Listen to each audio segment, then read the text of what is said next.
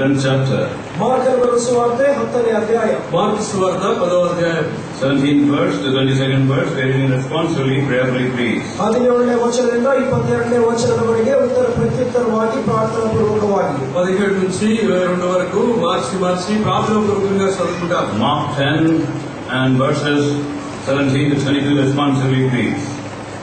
And when he was gone forth into the way, there came one running and kneeled to him and asked him, Good master, what shall I do that I may inherit eternal life?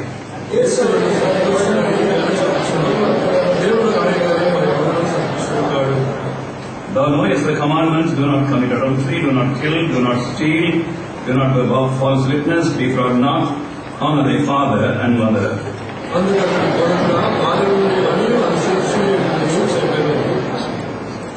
Then Jesus, withholding him, loved him, and said unto him, One thing thou lackest: go thy way, sell whatsoever thou hast, give to the poor, and thou shalt have treasure in heaven, and come, take up the cross, and follow me.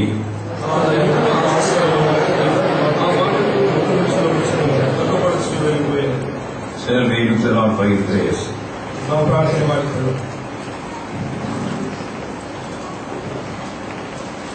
Our loving and living Heavenly Father, in the highly exalted name of Lord Jesus Christ, which is the very name, we humble ourselves, lay our hearts in worship, thanksgiving and adoration.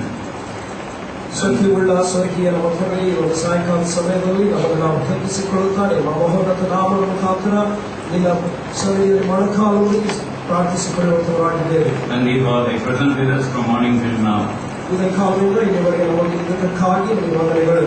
And we pray for the healing touch to our dear brother Samuel Raj. ಕರ್ತನೇ, ಸ್ವಾಮಿ ಮೋಹನ್ ರಾಜ್ ಅವರನ್ನು ನಿನ್ನ ಹಸ್ತದಿಂದ ನಮಗೆ ಸ್ವಸ್ಥಪಡಿಸಬೇಕೆಂದು ಪ್ರಾರ್ಥಿಸುತ್ತೇವೆ. And anyone unknown to us sick, thy healing touch will be granted. ಗೊತ್ತಿಲ್ಲದೆ ಅನಾರೋಗ್ಯದಿಂದ ಬಳಲುವಂತವರನ್ನು ನಿನ್ನ ಹಸ್ತದಿಂದ ನಮಗೆ ಸ್ವಸ್ಥಪಡಿಸಬೇಕೆಂದು ಕೇಳಿಕೊಳ್ಳುತ್ತೇವೆ. Now Lord, we have come with expectant hearts in thy presence to speak to us. ಕರ್ತನೇ, ಆಸೆಯನ್ನು ಹೃದಯವುಳ್ಳವರಾಗಿ ನಿನ್ನ ಮನೆಗೆ ಮಾತನಾಡಬೇಕೆಂದು ಬಂದಿದ್ದೇವೆ. And we pray that thou will give us the heavenly touch. ನಿನ್ನ ಪರಲೋಕದಿಂದ ನಮ್ಮನ್ನು ಮುಟ್ಟಿಗೆ ಎಂಬುದಾಗಿ ನಂಬುತ್ತೇವೆ. Prepare our hearts to receive something of eternal value. ಕರ್ತನೇ, ನಿತ್ಯದಕ್ಕೋಸ್ಕರ ಬೆಲೆಯುಳ್ಳದನ್ನು ಪಡೆಯಲು ನಮ್ಮ ಹೃದಯವನ್ನು ಸಿದ್ಧಪಡಿಸು. All the three of us in thy unchanged process every occurrence. ಕರ್ತನೇ, ನಮ್ಮ ಮೂವರನ್ನು ಕೂಡ ನಿನ್ನ ಹಸ್ತದಲ್ಲಿ ಇಟ್ಟುಕೊಂಡು ನಿನ್ನೆ ನಮ್ಮ ನುಡಿಗಳಿಗೆ ಅನುಗ್ರಹಿಸು. And also Lord, we pray that we may obey thy word. ಕರ್ತನೇ, ನಾವು ಪ್ರಾರ್ಥಿಸುತ್ತೇವೆ, ನಿನ್ನ ವಾಕ್ಯಕ್ಕೆ ವಿಧೇಯರಾಗಲು ಸಹಾಯ ಮಾಡು. The three of us, we claim the power of the Holy Spirit for us. ನಾವು ಮೂವರು ಕೂಡ ಈ ಸಮಯದಲ್ಲಿ ಪರಿಶುದ್ಧಾತ್ಮನ ಶಕ್ತಿಯನ್ನು ಬೇಡುವಂತರಾಗಿದ್ದೇವೆ. And also that there be no loss or leakage of thy full holy heavenly counsel and the power of the Holy Spirit for utterance, we pray. ಕರ್ತನೇ, ನಿನ್ನ ಪರಲೋಕದ ಸಂದೇಶದಲ್ಲಿ ಪರಿಶುದ್ಧಾತ್ಮನ ಶಕ್ತಿಯಲ್ಲಿ ಯಾವ ನಷ್ಟವಿಲ್ಲದಂತೆ, ಯಾವ ಸೋರಿಕೆ ಇಲ್ಲದಂತೆ ನಮಗೆ ಸಹಾಯ ಮಾಡು. This time may be remembered in eternity. ಕರ್ತನೇ, ಈ ಸಮಯವನ್ನು ನಾವು ನಿತ್ಯತ್ವದಲ್ಲಿ ನೆನಪಿಸಿಕೊಳ್ಳುವಂತೆ ಮಾಡು. We give you all the glory, praise, and thanksgiving in the exalted name of our Lord and Savior Jesus Christ. ನಿಮಗೆ ಸಕಲ ಮಹಿಮೆ ಘನತೆಯನ್ನು ಸಲ್ಲಿಸುತ್ತಾ ಇದಕ್ಕೆಲ್ಲ ಸ್ತುತಿಗಳೊಂದಿಗೆ ನಮ್ಮ ಒಳ್ಳೆಯ ರಕ್ಷಕರಾಗಿರುವಂತಹ ಮಹೋನ್ನತರಾಗಿರುವಂತಹ ಯೇಸು ಕ್ರಿಸ್ತನ ನಾಮದಲ್ಲಿ ಬೇಡಿಕೊಳ್ಳುತ್ತೇವೆ ತಂದೆ. We have been trying to give a name for this incident. ಈ ಒಂದು ಘಟನೆಗೆ ಒಂದು ಹೆಸರು, ಶೀರ್ಷಿಕೆಯನ್ನು ಕೊಡಲು ಎಷ್ಟೋ ಪ್ರಯತ್ನ ಪಡುತ್ತಾ ಇದ್ದೇವೆ. ఈ యొక్క జరిగినటువంటి సంఘటనకి ఒక శీర్షిక ఇవ్వాలని ప్రయత్నం చేస్తున్నాం. The story of an unknown youth or nameless youth. ಈ ಒಂದು ಹೆಸರಿಲ್ಲದ ಯೌವನಸ್ಥನ ಕಥೆ, పేరు లేని యవనస్తుని యొక్క కథ. And in many of the incidents we find in the Bible, names are given. ಅನೇಕ ಘಟನೆಗಳಲ್ಲಿ ಪರಿಶುದ್ಧ ಗ್ರಂಥಗಳಲ್ಲಿ ಹೆಸರು ನಮೂದಿಸಲ್ಪಟ್ಟಿವೆ. బైబిల్లో అనేక సంఘటనలలో వ్యక్తుల యొక్క పేర్లు ఇవ్వబడ్డాయి. Luke's Gospel 19th chapter 2nd verse, we find about a man called Zacchaeus. ಲೋಕದ ಸುವಾರ್ತೆ 19ನೇ ಅಧ್ಯಾಯ 2ನೇ ವಚನದಲ್ಲಿ ಜಕ್ಕಯ್ಯ ಎನ್ನುವಂತಹ ಮನುಷ್ಯನನ್ನು ಕುರಿತು ಓದುತ್ತೇವೆ. లూకా సువార్త 19వ అధ్యాయం 2వ వచనంలో జక్కయ్య అనే మనుషుని గురించి మనం చదువుతాం. And again we find in Luke's Gospel 16th chapter, ಲೂಕನ ಸುವಾರ್ತೆ 16ನೇ ಅಧ್ಯಾಯದಲ್ಲಿ, లూకా సువార్త 16వ అధ్యాయంలో in 20th verse, we find a beggar named Lazarus. ಅಲ್ಲಿ ಲಾಜರ್ ಎಂಬ ಸಹೋದರನನ್ನು ಕುರಿತು 20ನೇ ವಚನವನ್ನು ಓದುತ್ತೇವೆ. 20వ వచనంలో దరిద్రుడైనటువంటి లాజరు అని రాయబడింది. Zacchaeus was a sinful man, his name is there. జక్కాయను పాపి ಆಗಿದ್ದನು ಆತನ ಹೆಸರು ನಮೂದಿಸಲ್ಪಟ್ಟಿದೆ. జక్కయ్య పాపాత్ముడైన మనుషుడు, తన పేరు రాయబడింది. Lazarus was a beggar, his name is there. లాజరును భిక్షగాడును, ఆతన ಹೆಸರು కూడా నమూదిసల్పಟ್ಟಿದೆ. లాజరు ఒక దరిద్రుడిగా ఉన్నాడు, అతని పేరు కూడా రాయబడింది. But a man of morality, what we have just now read in Mark's Gospel 10th chapter, his name is not there. ಆದರೆ ನೀತಿಯುಳ್ಳ ವ್ಯಕ್ತಿಯು ಮಾರ್ಗವನ್ನು ಸುವಾರ್ತೆ 10ನೇ ಅಧ್ಯಾಯದಲ್ಲಿ ಇದ್ದಾನೆ, ಆತನ ಹೆಸರು ಬರೆಯಲ್ಪಟ್ಟಿಲ್ಲ. అయితే మార్కు సువార్తలో ఈ లోకంలో నీతిని అనుసరించినటువంటి వ్యక్తి యొక్క పేరు మాత్రం రాయబడలేదు. Same way, Luke's Gospel 16th chapter 19th verse. There is a certain rich man, it is said, no name is given. ಅದೇ ರೀತಿಯಾಗಿ ಲೂಕನ ಸುವಾರ್ತೆ 14ನೇ ಅಧ್ಯಾಯ 19ನೇ ವಚನದಲ್ಲಿ ಒಬ್ಬನೊಬ್ಬ ಧನವಂತನಿದ್ದನೆಂಬುದಾಗಿ ಬರೆಯಲ್ಪಟ್ಟಿದೆ, ಆದರೆ ಹೆಸರು ಬರೆಯಲ್ಪಟ್ಟಿಲ್ಲ. అదే రీతిగా లూకా సువార్త 16వ అధ్యాయం 19వ వచనంలో ధనవంతుడు ఒకడు అని రాయబడింది, కానీ అతని పేరు రాయబడలేదు. Lazarus' name was written in heaven, that's why it has appeared here. లాజరుನ ಹೆಸರು ಪರಲೋಕದಲ್ಲಿ ಬರೆಯಲ್ಪಟ್ಟಿದ್ದು, ಆದ್ದರಿಂದ ಅದು ಇಲ್ಲಿ ಕಾಣಿಸಿಕೊಳ್ಳುತ್ತಾ ಇದೆ. లాజరు యొక్క పేరు పరలోకంలో రాయబడింది కాబట్టి పరిశుద్ధ గ్రంథంలో కూడా కనబడుతుంది. Zacchaeus repented, came to the Lord, his name is there. ಜಕ್ಕಯ್ಯನು ಪಶ್ಚಾತ್ತಾಪಪಟ್ಟು ಕರ್ತನ ಸನ್ನಿಧಿಗೆ ಬಂದದಕ್ಕಾಗಿ ಆತನ ಹೆಸರು ಬರೆಯಲ್ಪಟ್ಟಿದೆ. జక్కయ్య కూడా మారుమనస్సు పొందాడు కాబట్టి తన పేరు ఇక్కడ రాయబడింది. And this young man, he did 8 things correctly, but his name is not there. ಈ ಒಬ್ಬ ಯವನಸ್ಥನು 8 ವಿಷಯಗಳನ್ನು ಸರಿಯಾಗಿ ಪಾಲಿಸಿದನು, ಆದರೂ ಕೂಡ ಆತನ ಹೆಸರು ಬರೆಯಲ್ಪಟ್ಟಿಲ್ಲ. ఈ యొక్క యవనస్తుడు 8 విషయాలు తాను సరిగా చేసినాడు, కానీ తన పేరు రాయబడలేదు. We want to see the 8 things in which he was correct. ಆತನು ಸರಿಯಾಗಿರುವಂತಹ 8 ವಿಷಯಗಳನ್ನು ನಾವು ಮೊದಲು ನೋಡಿಕೊಳ್ಳೋಣ. అతడు ఏ విషయాల్లో సరిగా ఉన్నాడో ఆ 8 విషయాలు మనం చూస్తాం. And he came to the Lord Jesus Christ at the right period of his life. ಆತನು ಕರ್ತನಾದ ಯೇಸು ಕ್ರಿಸ್ತನ ಬಳಿಗೆ ಆತನ ಜೀವನ ಕಾಲದ ಸರಿಯಾದ ಸಮಯದಲ್ಲಿ ಬಂದನು. తన జీవితంలో సరైనటువంటి సమయంలో ఆయన ప్రభువైన యేసుక్రీస్తు వారి దగ్గరికి వచ్చాడు. Matthew's Gospel chapter 19 and verse 22 calls him as a young man. ಮತ್ತಾಯನ ಬರೆದ ಸುವಾರ್ತೆ 19ನೇ ಅಧ್ಯಾಯ 22ನೇ ವಚನದಲ್ಲಿ ಪರಿಶುದ್ಧ ಗ್ರಂಥದಲ್ಲಿ ಆತನು ಒಬ್ಬ ಯೌವನಸ್ಥನು ಎಂಬುದಾಗಿ ಬರೆಯಲ್ಪಟ್ಟಿದೆ. మత్తయి సువార్త 19వ అధ్యాయం 22వ వచనంలో అతడు ఒక యవనస్తుడు అని రాయబడింది. Youth period is the right period to come to God. ಯೌವನ ಕಾಲವು ದೇವರ ಹತ್ತಿರಕ್ಕೆ ಬರುವುದಕ್ಕೆ ಒಳ್ಳೆಯ ಸಮಯವು. దేవుని యొద్దకు రావడానికి యవన ప్రాయం అది సరైనటువంటి సమయం. There are 6 reasons for that. ಅದಕ್ಕೆ 6 ಕಾರಣಗಳುಂಟು. దానికి 6 కారణాలు ఉన్నాయి. And the first reason is that youth period is a decision-making period. ಯಾಕೆಂದರೆ ಯೌವನ ಕಾಲವು ನಿರ್ಣಯಿಸುವಂತಹ ಕಾಲವಾಗಿದೆ. మరి యవన ప్రాయము అది తీర్మానం చేసుకునే కాలంగా ఉంటుంది. And what shall I study? ನಾನು ಏನನ್ನು ವಿದ್ಯಾಭ್ಯಾಸ ಮಾಡಲಿ, నేనేం చదవాలి, What job to do? ಯಾವ ಕೆಲಸಕ್ಕೆ ಸೇರಲಿ, ఏ ఉద్యోగం చేయాలి, Whom to marry? ಯಾರನ್ನು ಮದುವೆಯಾಗಲಿ, ఎవరిని పెళ్లి చేసుకోవాలి. Many such questions are there in their lives, and they have to responsibly decide correctly. ಯೌವನ ಕಾಲದಲ್ಲಿ ಅನೇಕ ಪ್ರಶ್ನೆಗಳು ಬರುತ್ತವೆ, ಅವುಗಳಿಗೆ ಸರಿಯಾದ ನಿರ್ಣಯ ತೆಗೆದುಕೊಳ್ಳುವುದು ಬಹು ಪ್ರಾಮುಖ್ಯ. యవన కాలంలో ఎన్నో ప్రశ్నలు ఉంటాయి, ఎంతో బాధ్యతాయుతంగా మనం నిర్ణయం తీసుకోవాలి. But if they have the Lord Jesus Christ in their life, they can decide correctly. ಆ ಕರ್ತನಾದ ಯೇಸು ಕ್ರಿಸ್ತ ನಮ್ಮ ಜೀವನದಲ್ಲಿ ಇರುವುದಾದರೆ ನಾವು ಸರಿಯಾದ ನಿರ್ಣಯವನ್ನು ತೆಗೆದುಕೊಳ್ಳಬಲ್ಲವು. మన జీవితంలో ప్రభు యేసుక్రీస్తు వారు ఉంటే మనం సరైన నిర్ణయం తీసుకోగలం. And secondly, in the youth period, we call it as a pliable period. You can easily shape the youth.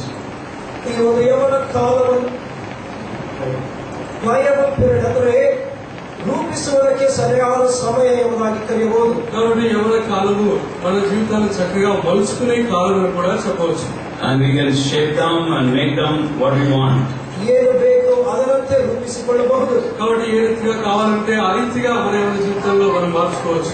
In the old age, as the old age approaches, they are already in the mold. You cannot shape them. ಈಗ ವೃದ್ಧ ಪ್ರಾಯದಲ್ಲಿ ಈಗಾಗಲೇ ಅವರ ರೂಪವು ಸ್ಥಿರವಾಗಿದೆ, ಇದು ಅವರನ್ನು ಬದಲಾಯಿಸುವುದು ಕಷ್ಟ. వృద్ధాప్యంలో ఉన్నవారు మరింతకు మునిపే వలసపడ్డారు కాబట్టి ఇంకా వారిని మార్చడం కుదరదు.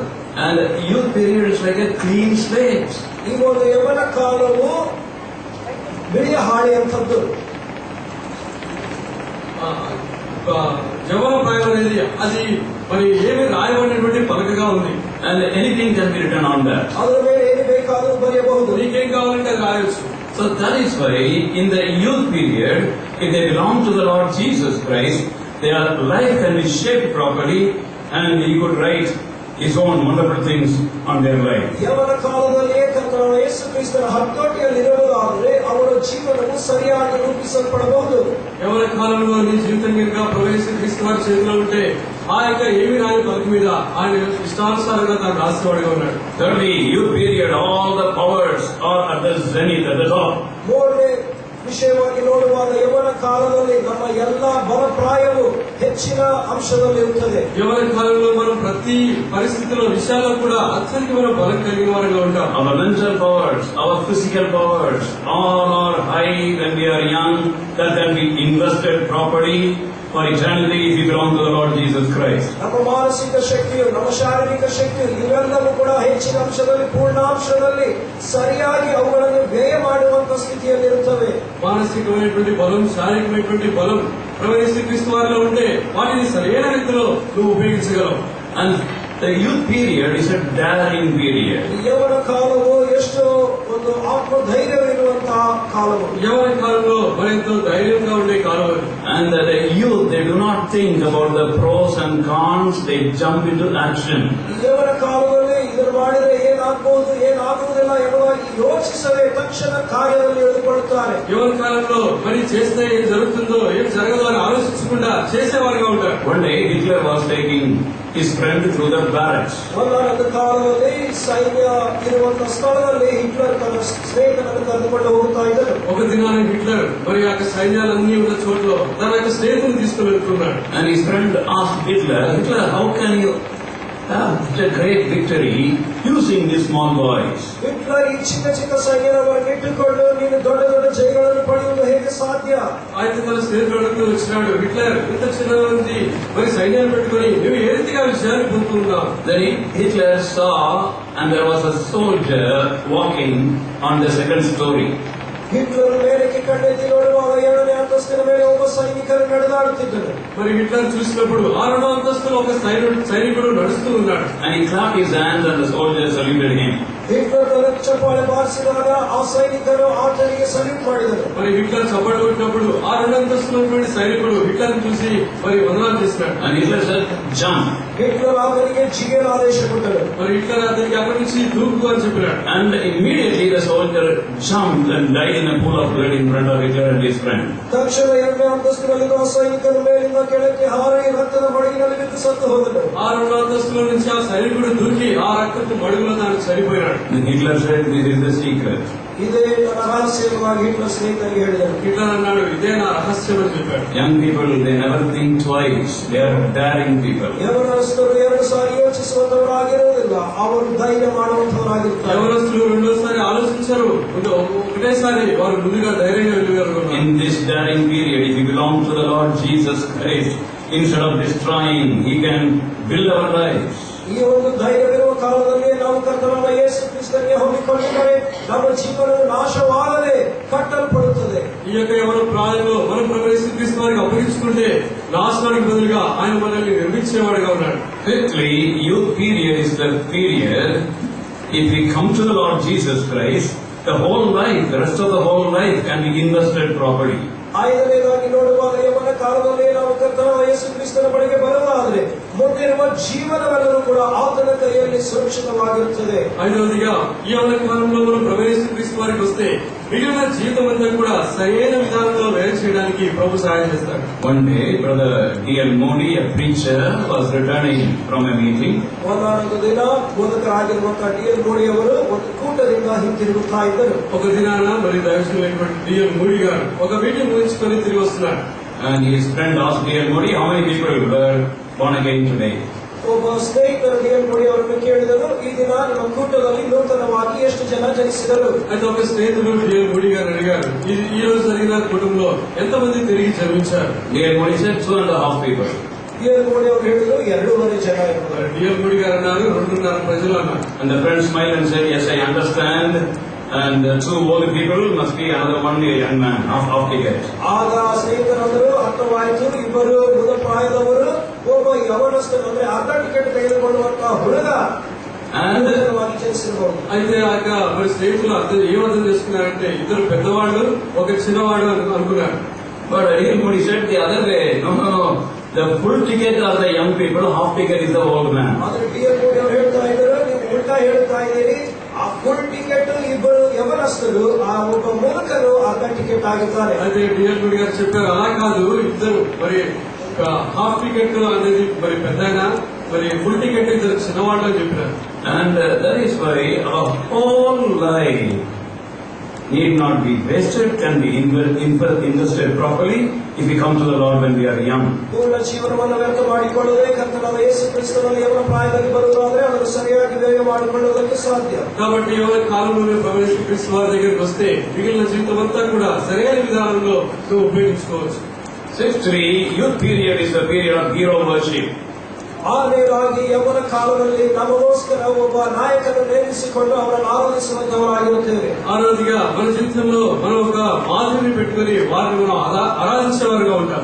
And during our teenagers we have our heroes and heroines. ನಮ್ಮ ಯೌವನ ಕಾಲದಲ್ಲಿ ನಮ್ಮದೇ ಆದ ಹೀರೋలు హీరోయిన్లు ఇర్ತಾರೆ. కాబట్టి మరి ఎవరి ప్రాయంలో మనకు కావాల్సినటువంటి మనం కోరుకున్న హీరో హీరోయిన్లు ఉంటారు. Some people have cricket players as their heroes. ಕೆಲವರಿಗೆ ಕ್ರಿಕೆಟ್ ಆಟಗಾರರು ಹೀರೋಗಳಾಗಿದ್ದಾರೆ. కొంతమందికి క్రికెట్ ఆడేవారు హీరోలుగా ఉంటారు. For some people cinema actors are their heroes and heroines. ಕೆಲವರಿಗೆ ಸಿನಿ ನಟಿಯರು ನಟರು ಹೀರೋ ಹೀರೋಯಿನ್ ಆಗಿದ್ದಾರೆ. కొంతమందికి సినిమాలు నటించేవారు హీరో హీరోయిన్లుగా ఉంటారు. For some other people politicians are heroes. ಕೆಲವರಿಗೆ ರಾಜಕೀಯ ವ್ಯಕ್ತಿಗಳು హీరోಗಳಾಗಿರುತ್ತಾರೆ. కొంతమందికి రాజకీయ నాయకులు కూడా హీరోలుగా ఉంటారు. Unknowingly young people have their heroes.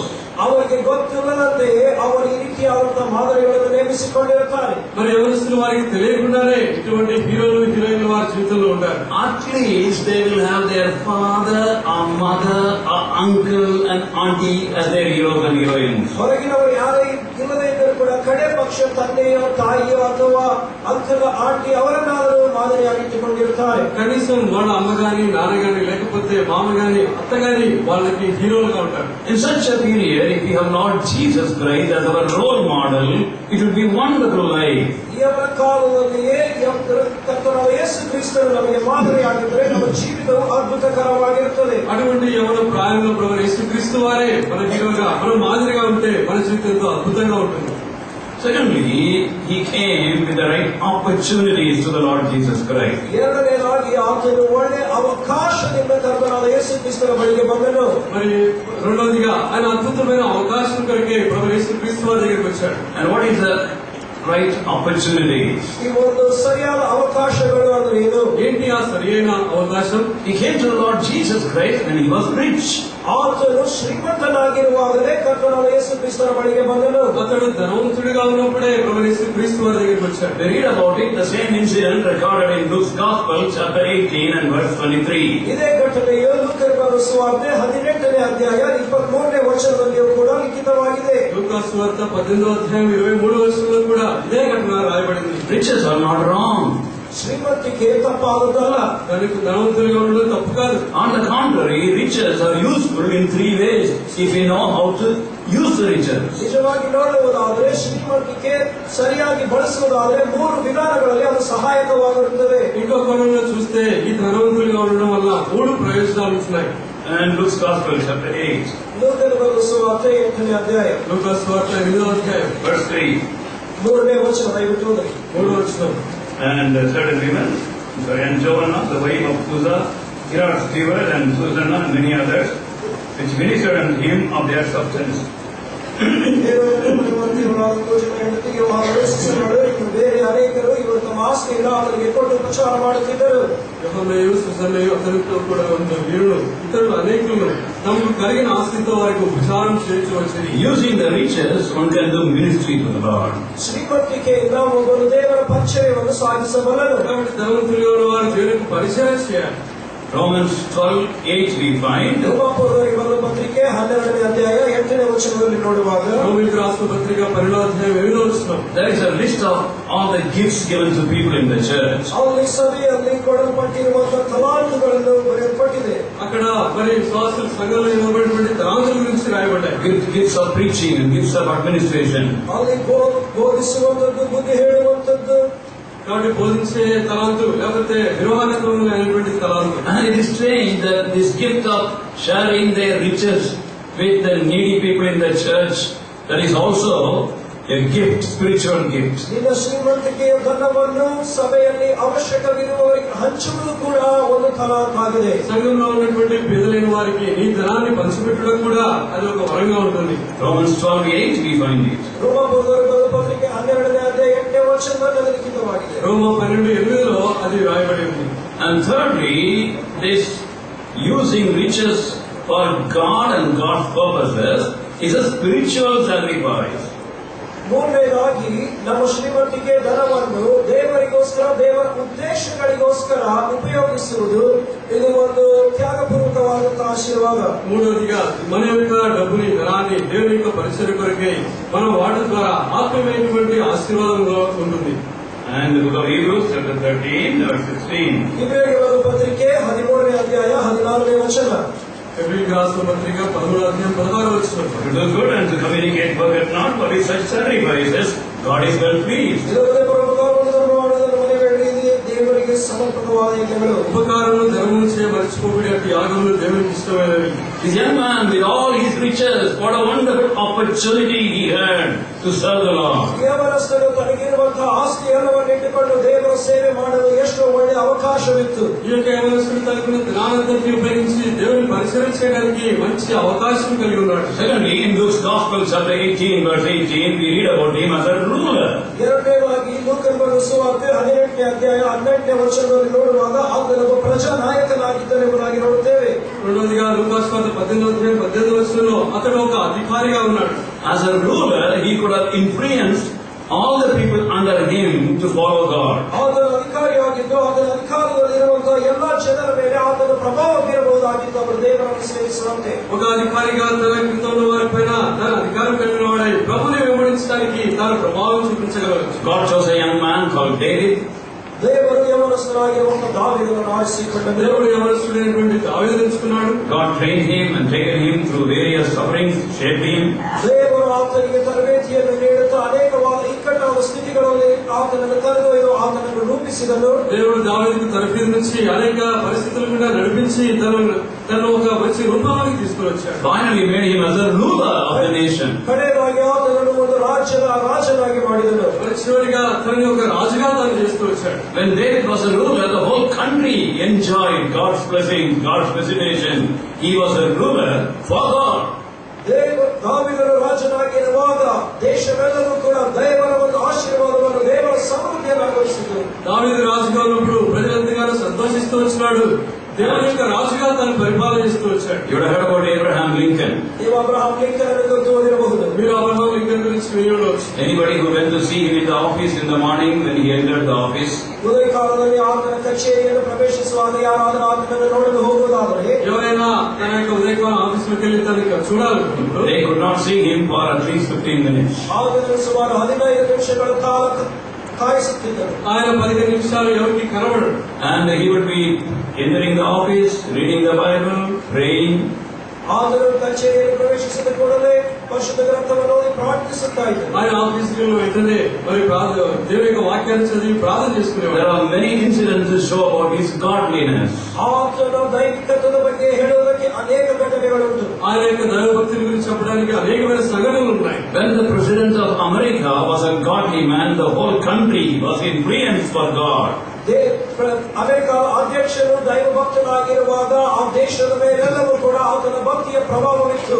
America దేశం యొక్క రాష్ట్రపతి తాను దేవునితో పవిత్ర కలిగి ఉన్నాడు కాబట్టి ఆ దేశాన్ని అంతటినీ తాను ప్రభావితం చేయగలిగాడు. So this man about whom we are talking, he came with the right opportunities as a rich man and as a ruler to the Lord Jesus Christ. ನಾವು ಈ ಸಮಯದಲ್ಲಿ ನೋಡುವಂತಹ ಯೌವನಸ್ಥನು ಒಬ್ಬ ಶ್ರೀಮಂತನಾಗಿ ಒಂದು ಅಧಿಕಾರಿಯಾಗಿ ಸರಿಯಾದ ಅವಕಾಶಗಳೊಂದಿಗೆ ಕ್ರಿಸ್ತನ ಹತ್ತಿರಕ್ಕೆ ಬಂದನು. మనం చూస్తున్నటువంటి యవనస్తుడు కూడా తాను ధనవంతుడిగా ఉన్నాడు, అధికారిగా ఉన్నాడు, సరైనటువంటి అవకాశాలు కలిగి ప్రభువు యేసు క్రీస్తు వారి ఎదురుకు వచ్చాడు. Thirdly, he came with the right attitude. ಮೂರನೇದಾಗಿ ಸರಿಯಾದ ಸ್ವಭಾವವುಳ್ಳವನಾಗಿ ಬಂದನು. మూడవదిగా సరైన వైఖరితో వచ్చాడు. When we look at Mark's Gospel, chapter 10, verse 17, ಮಾರ್ಕನ ಸುವಾರ್ತೆ 10ನೇ ಅಧ್ಯಾಯ 17ನೇ ವಚನವನ್ನು ನೋಡುವಾಗ మార్క్స్ వార్త 10వ అధ్యాయం 17వ వచనం చూసినప్పుడు he kneeled to him.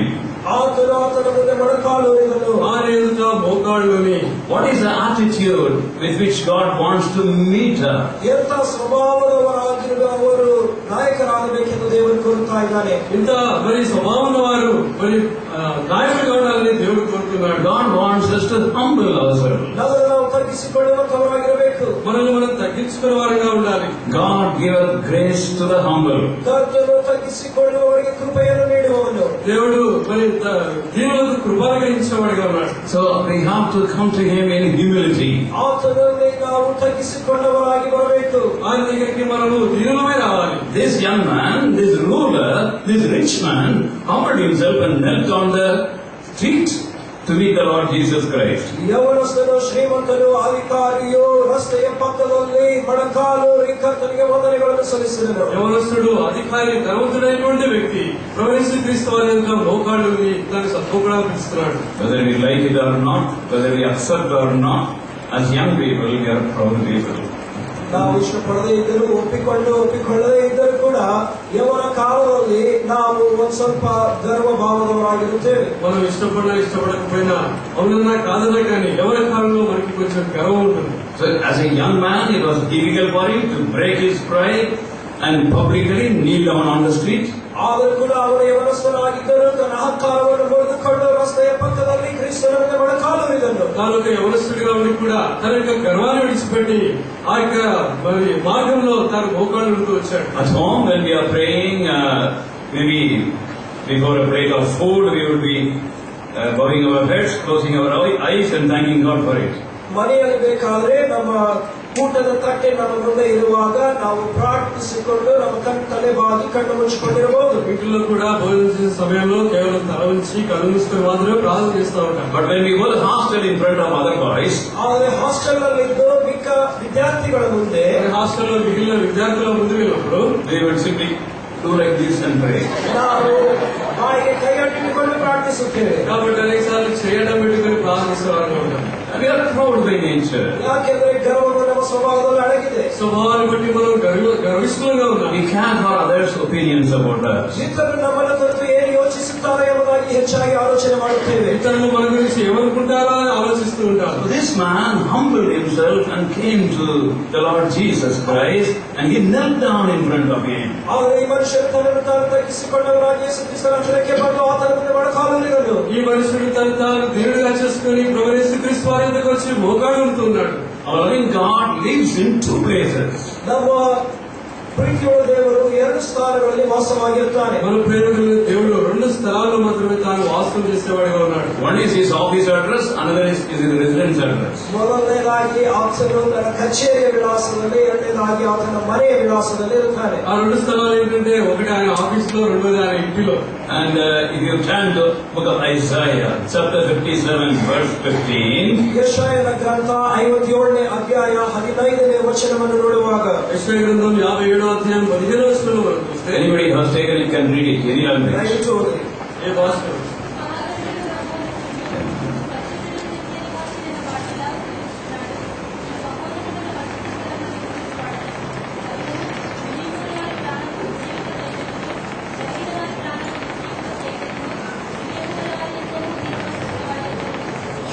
I dwell in a high and holy place, office address.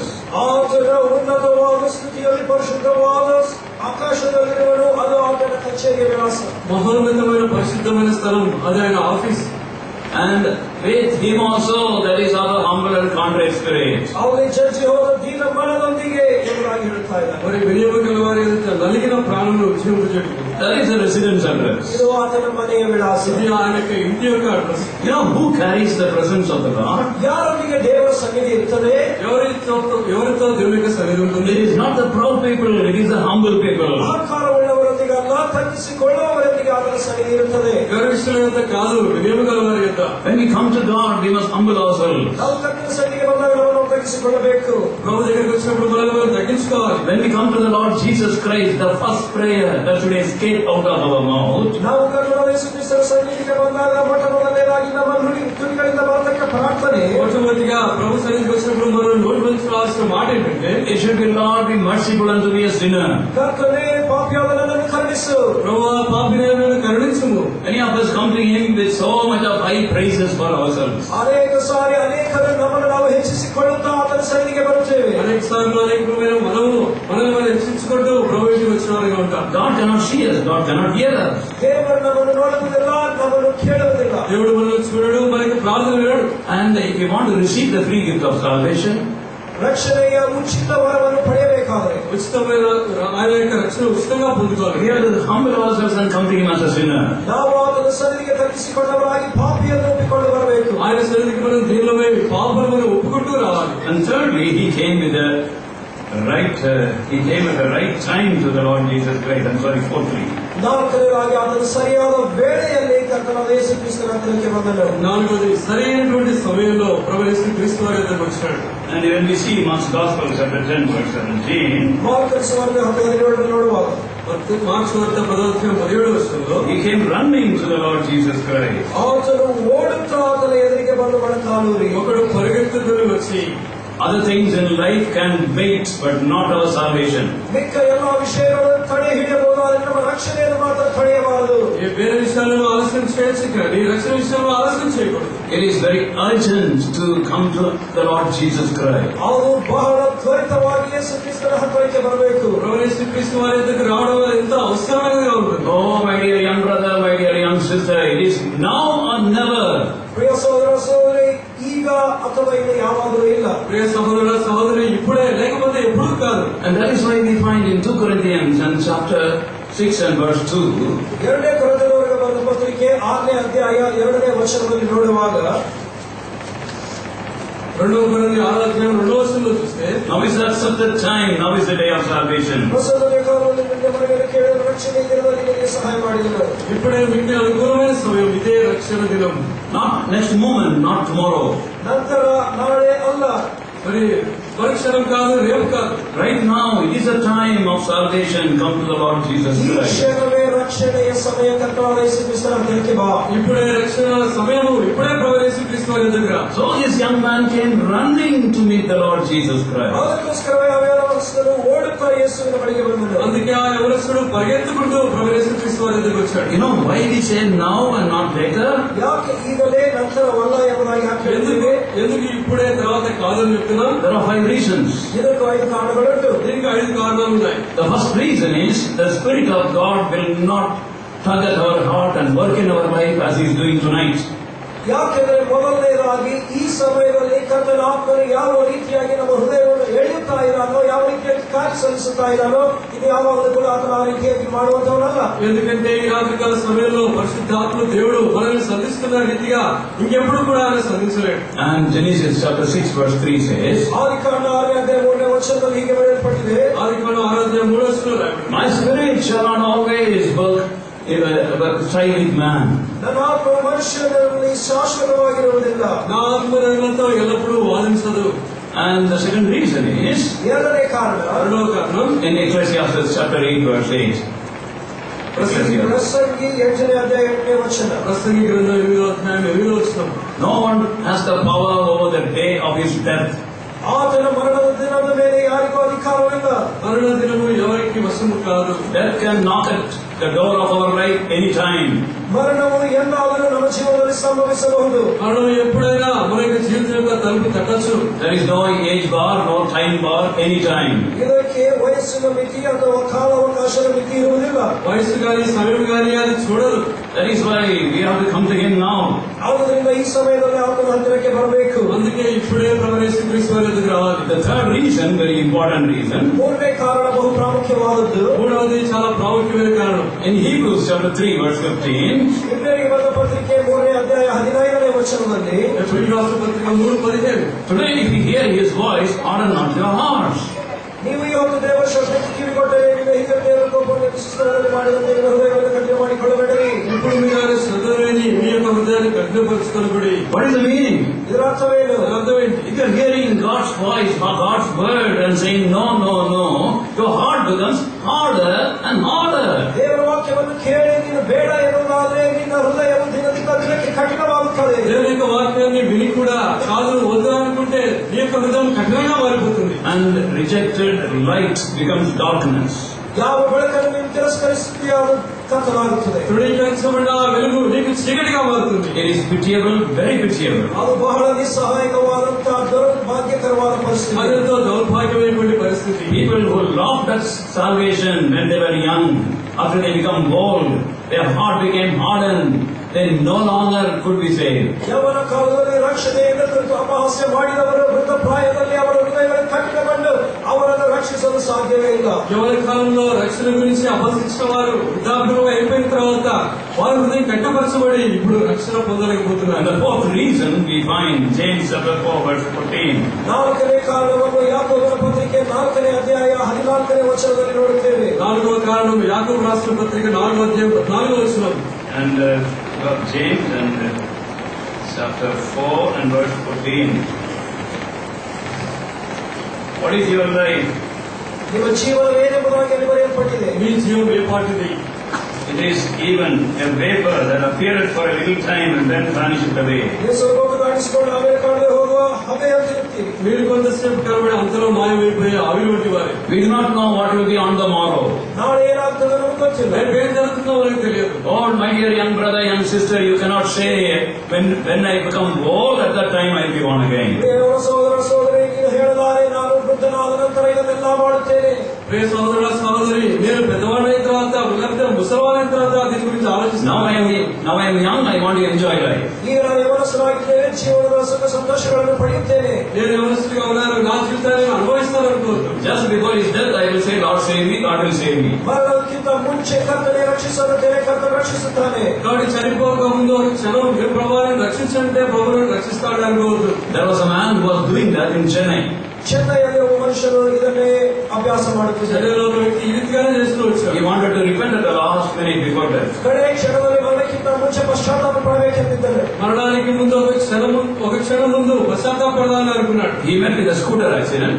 ಆತನಿಗೆ ಸ್ಕೂಟರ್ಗೆ ಆಕ್ಸಿಡೆಂಟ್ ಆಯಿತು. మరి స్కూటర్ ద్వారా ప్రమాదం జరిగింది. He was unconscious for 4 days. 4 ದಿನ ಸ್ಪೃಹೆ ತಪ್ಪಿದವನಾಗಿದ್ದನು. 4 దినాలు మతిస్థిమితం లేనివాడిగా ఉన్నాడు. He died as an unbeliever. ಆಗ ಅವಿಶ್ವಾಸಿಯಾಗಿ ಮರಣಿಸಿದನು. ఆయన అవిశ్వాసిగానే చనిపోయాడు. Last minute decision is not in your hand and my hand. ಕಡೆಯ ಕ್ಷಣ ನಿರ್ಣಯವು ನಿನ್ನ ನನ್ನ ಕೈಯಲ್ಲಿಲ್ಲ. అంతిమ క్షణం యొక్క నిర్ణయం నీ చేతిలో నా చేతిలో లేదు. And the fifth reason is Lord Jesus Christ is going to come as a thief. 5ನೇ ಕಾರಣವೇನೆಂದರೆ ನಮ್ಮ ಕರ್ತನಾದ ಯೇಸು ಕ್ರಿಸ್ತನು ಕಳ್ಳನಂತೆ ಬರುವವನಾಗಿದ್ದಾನೆ. 5వ కారణం ప్రభువు యేసు క్రీస్తు వారు దొంగగా రాలేన్నాడు. Revelation chapter 16 verse 15. ಪ್ರಕಟಣೆ 16ನೇ ಅಧ್ಯಾಯ 15ನೇ ವಚನ ನೋಡುವಾಗ ప్రకటన గ్రంథం 16వ అధ్యాయం 15వ వచనం. Behold, I come as a thief. ಇదో ಕಳ್ಳನಂತೆ ಬರುತ್ತೇನೆ. నేను దొంగగా వస్తున్నాను. Thief does not come giving 1 day notice or 24 hours notice. He comes unexpectedly. ಕಳ್ಳನು 1 ದಿನ ಮುಂಚೆ 12 ತಾಸು ಮುಂಚೆ ಹೇಳಿ ಬರುವಂತವನಾಗಿರುವುದಿಲ್ಲ. ಅವನು ತಕ್ಷಣ ಬರುತ್ತಾನೆ. ఒక దొంగ రేపు ముందుగా వస్తానని 24 గంటల ముందు మనకు చెప్పడు, కానీ ఆయన మనం అనుకోని సమయంలో అకస్మాత్తుగా వస్తాడు. The secret coming of the Lord Jesus Christ is so near and we don't know the time. Anytime he may come. ಕರ್ತನ ರಹಸ್ಯ ಬರುವವು ಯಾವ ಸಮಯದಲ್ಲಾದರೂ ಆಗಬಹುದು. ಆ ಸಮಯ ನಮಗೆ ಗೊತ್ತಿಲ್ಲ. ప్రభువు యేసు క్రీస్తు వారి యొక్క రహస్య రాకడ ఏ క్షణంలో ఎప్పుడైనా జరగవచ్చు. The door of the gospel will be shut forever. ಆ ಸುವಾರ್ತೆಯ ಭಾಗ್ಯಗಳು ನಿತ್ಯತ್ವಕ್ಕೆ ಮುಚ್ಚಲ್ಪಡುತ್ತವೆ. సువార్త యొక్క ద్వారాలు ఎప్పుడైనా మూసివేయబడవచ్చు. That is why, beloved, it is now or never you come to the Lord when all these things are true and you lose your life. ಆದ್ದರಿಂದ ಪ್ರೇಮಾದವರೇ, ಈಗಲೇ ಬರಬೇಕು, ಇಲ್ಲದಿದ್ದರೆ ಯಾವಾಗಲೂ ಬರಲಾಗುವುದಿಲ್ಲ. ನಿಮ್ಮ ಜೀವನವನ್ನು ಕಳೆದುಕೊಳ್ಳಲಾಗಿರುತ್ತೀರಿ. కాబట్టి ప్రియులారా, ఇప్పుడే రాలేదు, లేకపోతే ఎప్పటికీ రాలేదు. మీరు మీ జీవితాన్ని నాశనం చేసుకుంటారు. Fifthly, this man came with the right question. 5ನೇದಾಗಿ ಈ ಮನುಷ್ಯರು ಸರಿಯಾದ ಪ್ರಶ್ನೆಯೊಂದಿಗೆ ಕ್ರಿಸ್ತನ ಹತ್ತಿರಕ್ಕೆ ಬಂದನು. 5వదిగా ఈ యొక్క యవనస్తుడు సరైనటువంటి ప్రశ్నతో వచ్చాడు. He did not come with the question, how can I keep my youth? ಆತನು ನನ್ನ ಯವನಸ್ಥವನ್ನು ಕಾಪಾಡಿಕೊಳ್ಳುವುದು ಹೇಗೆ ಎಂಬುದಾಗಿ ಕೇಳುತ್ತಾ ಬರಲಿಲ್ಲ. నా యవన ప్రాయాన్ని ఎలా కాపాడుకోవాలని ఆయన ఆ ప్రశ్నతో రాలేదు. Some of our children at home, they are having a tough time. ನಮ್ಮ ಮಕ್ಕಳು ಮನೆಯಲ್ಲಿ ಬಹಳ ಕಷ್ಟಪಡ್ತಾ ಇದ್ದಾರೆ. మరి కొంతమంది పిల్లలు ఇంటి దగ్గర చాలా మరి కష్టమైన పరిస్థితులు ఉంటాయి. The father is having some grey hair. ತಂದೆಗೆ ಸ್ವಲ್ಪ ಬಿಳಿ ಕೂದಲು, మరి తండ్రికి తల వెంట్రుకలు ఉంటాయి. And calls the son or the daughter, pull it. ಮಗಳನ್ನು ಕರೆದು ಆ ಬಿಳಿ ಕೂದಲನ್ನು ಎಳೆ ಎಂಬುದಾಗಿ ಹೇಳುತ್ತಾರೆ. కాబట్టి ఎక్కడెక్కడ తల వెంట్రుకలు ఉన్నాయని పీకే అని చెప్తా ఉంటారు. And the children find it difficult to pull all the white hairs. ಆ ಮಕ್ಕಳಿಗೆ ಈ ಎಲ್ಲಾ ಬಿಳಿ ಕೂದಲುಗಳನ್ನು ಹುಡುಕಿ ಕಿತ್ತುವುದು ಬಹಳ ಕಷ್ಟ. కాబట్టి ఆ తల వెంట్రుకల్ని వెతికి పీకడం పిల్లలకి చాలా కష్టంగా ఉంటుంది. And they want to appear young. ಯಾಕೆಂದ್ರೆ ತಂದೆ ತಾಯಿಗಳು ಯವನಸ್ಥರಾಗಿರುವುದಕ್ಕೆ ಕಾಪಾಡುತ್ತಾರೆ. ఎందుకంటే వారు యవనస్తులుగా కనబడాలని Father of six children, but young. 6 ಮಕ್ಕಳ ತಂದೆ ಇನ್ನೂ ಯವನಸ್ಥರು. కాబట్టి 6 మంది పిల్లలు ఉన్నారు. ఇంకా యవనస్తులుగానే ఉండాలి. And some people, they dye their hair. ಇನ್ನು ಕೆಲವರು ಕಪ್ಪು ಬಣ್ಣ ಹಚ್ಚಿಕೊಳ್ಳುತ್ತಾರೆ. మరి కొంతమంది వారి యొక్క జుట్టుకి రంగేసుకుంటారు. And they die daily, like Paul the Apostle. Paul the Apostle did not put a dye on the head. He spiritually died daily. ಅವರು ಪ್ರತಿ ನಿತ್ಯವೂ ಡೈ ಹಚ್ಚುತ್ತಾರೆ. మరి అపోస్తలులు పౌలు వారు ఎప్పుడూ వ్యవస్థగా ఉండాలని కోరుకుంటారు. All the apostles died spiritually, but these people put dye on their head. ಅಪೊಸ್ತಲರ ಪೌಲನು ಈ ಡೈ ಎನ್ನುವಾಗ ಆತ್ಮೀಯವಾಗಿ ನಂದಿನ ಸಾಯ್ತಾ ಇದ್ದೇನೆ ಎಂಬುದಾಗಿ ಹೇಳ್ತಾ ಇದ್ದಾರೆ. అపోస్తలుడైనటువంటి పౌలు ఆత్మీయమైనటువంటి రంగు తాను వేసుకున్నవాడిగా ఉన్నాడు. And you go to their room, ಅವರು ನಮ್ಮ ಕೋಣೆಯೊಳಗೆ ಹೋಗಿ full creams. ಕ್ರೀಮುಗಳ ಮೇಲಿಂದ ಕೆಳಗಡೆ ತುಂಬಿರುತ್ತದೆ. కాబట్టి ఆ యొక్క రూమ్లోకి వెళ్తే అన్ని మరి ముఖానికి రాసిన క్రీములు ఉంటాయి. Vanishing creams and beautifying cream and this cream and no wrinkle cream. Every cream and then rubbing, looking, rubbing again. ಮಚ್ಚೆಗಳು ಮಾಯವಾಗುವಂತ ಕ್ರೀಮು, ಅನುಚತೆಗಳನ್ನು ಬೆಳೆಸುವಂತ ಕ್ರೀಮು, ಆ ಒಂದು ಚರ್ಮದ ಮಡತೆಗಳನ್ನು ತೆಗೆದು ಹಾಕುವಂತ ಕ್ರೀಮನ್ನು ಒಂದು ಸಾರಿ ಹಚ್ಚಿಕೊಂಡು ಮತ್ತೆ ಕೆಳಗಡೆ ನೋಡಿ ಮತ್ತೆ ಇನ್ನೊಂದು ಸಾರಿ ಹಚ್ಚಿಕೊಳ್ಳುತ್ತಾರೆ. కాబట్టి మచ్చలు కనపడకుండా ముడతలు కనపడకుండా రాసింది రాసి మళ్ళీ కనపడితే మళ్ళీ రాస్తా ఉంటారు. And all this to keep the youth. ಅವ ಯವನಸ್ಥಿತಿಯನ್ನು ಕಾಪಾಡಿಕೊಳ್ಳಲು ఇవన్నీ ఎందుకు చేస్తారంటే వారి యవ్వన ప్రాయాన్ని కాపాడుకోవాలి. But this young man, he did not ask the Lord Jesus Christ, how can I keep my youth? ಆದರೆ ಯವನಸ್ಥರು ಅಂತ ಪ್ರಶ್ನೆಯನ್ನು ಕರ್ತನಲ್ಲಿ ಕೇಳಲಿಲ್ಲ. అయితే యవనస్తుడు అటువంటి ప్రశ్న అడగలేదు. And he also did not ask, how can I keep my riches? How can I become richer more? ನನ್ನ ಧನವನ್ನು ಕಾಪಾಡಿಕೊಳ್ಳುವುದು ಹೆಚ್ಚಿಸುವುದು ಹೇಗೆ ಎಂದು ಕೂಡ ಕೇಳಲಿಲ್ಲ. ఏ రీతిగా నేను నా ధనాన్ని కాపాడుకోవాలి, లేకపోతే నా ధనాన్ని వృద్ధి చేసుకోగలను అని ప్రశ్న అడిగి వేయలేదు. During the time of examination only, he will read the Bible nicely. ನಾವು ಪರೀಕ್ಷೆ ಸಮಯದಲ್ಲಿ ಪರಿಶುದ್ಧ ಗ್ರಂಥವನ್ನು ಎಷ್ಟು ಜಾಗ್ರತೆಯಿಂದ ಓದುತ್ತೇವೆ. కాబట్టి పరీక్షలు ఉన్నప్పుడే బైబిల్ గ్రంథం ఎంతో జాగ్రత్తగా చదువుతూ My ఉంటాం. daughter, where are you going? ಮಗನೇ ಎಲ್ಲಿಗೆ ಹೊರಟಿದ್ದೀಯಾ? నా కుమార్తె ఎక్కడికి వెళ్తున్నావు? Don't you know today church prayer? ಇದಕ್ಕೆ ಗೊತ್ತಿಲ್ವಾ? ಸಭೆ ಪ್ರಾರ್ಥನೆ ಇದೆ. నీకు తెలీదా ఈ రోజు మరి సంఘ ప్రార్థన ఉంది. But throughout the year you didn't know about this day as church prayer. Today only you know. ಇಡೀ ವರ್ಷ ನೆನಪಿರಲಿಲ್ಲ, ಆದರೆ ಈ ದಿನ ನೆನಪಾಯಿತು. ఈ సంవత్సరం అంతా జ్ఞాపకం రాలేదు, ఇప్పుడు మాత్రం జ్ఞాపకం వచ్చిందా? No, Daddy, your exam is coming. ಬೇರೆ ಎಲ್ಲ ತಂದೆಯೇ ಎಕ್ಸಾಮ್ ಬರ್ತಾ ಇದೆ. లేదు నాన్నగారు, మరి పరీక్షలు దగ్గర పడుతున్నాయి.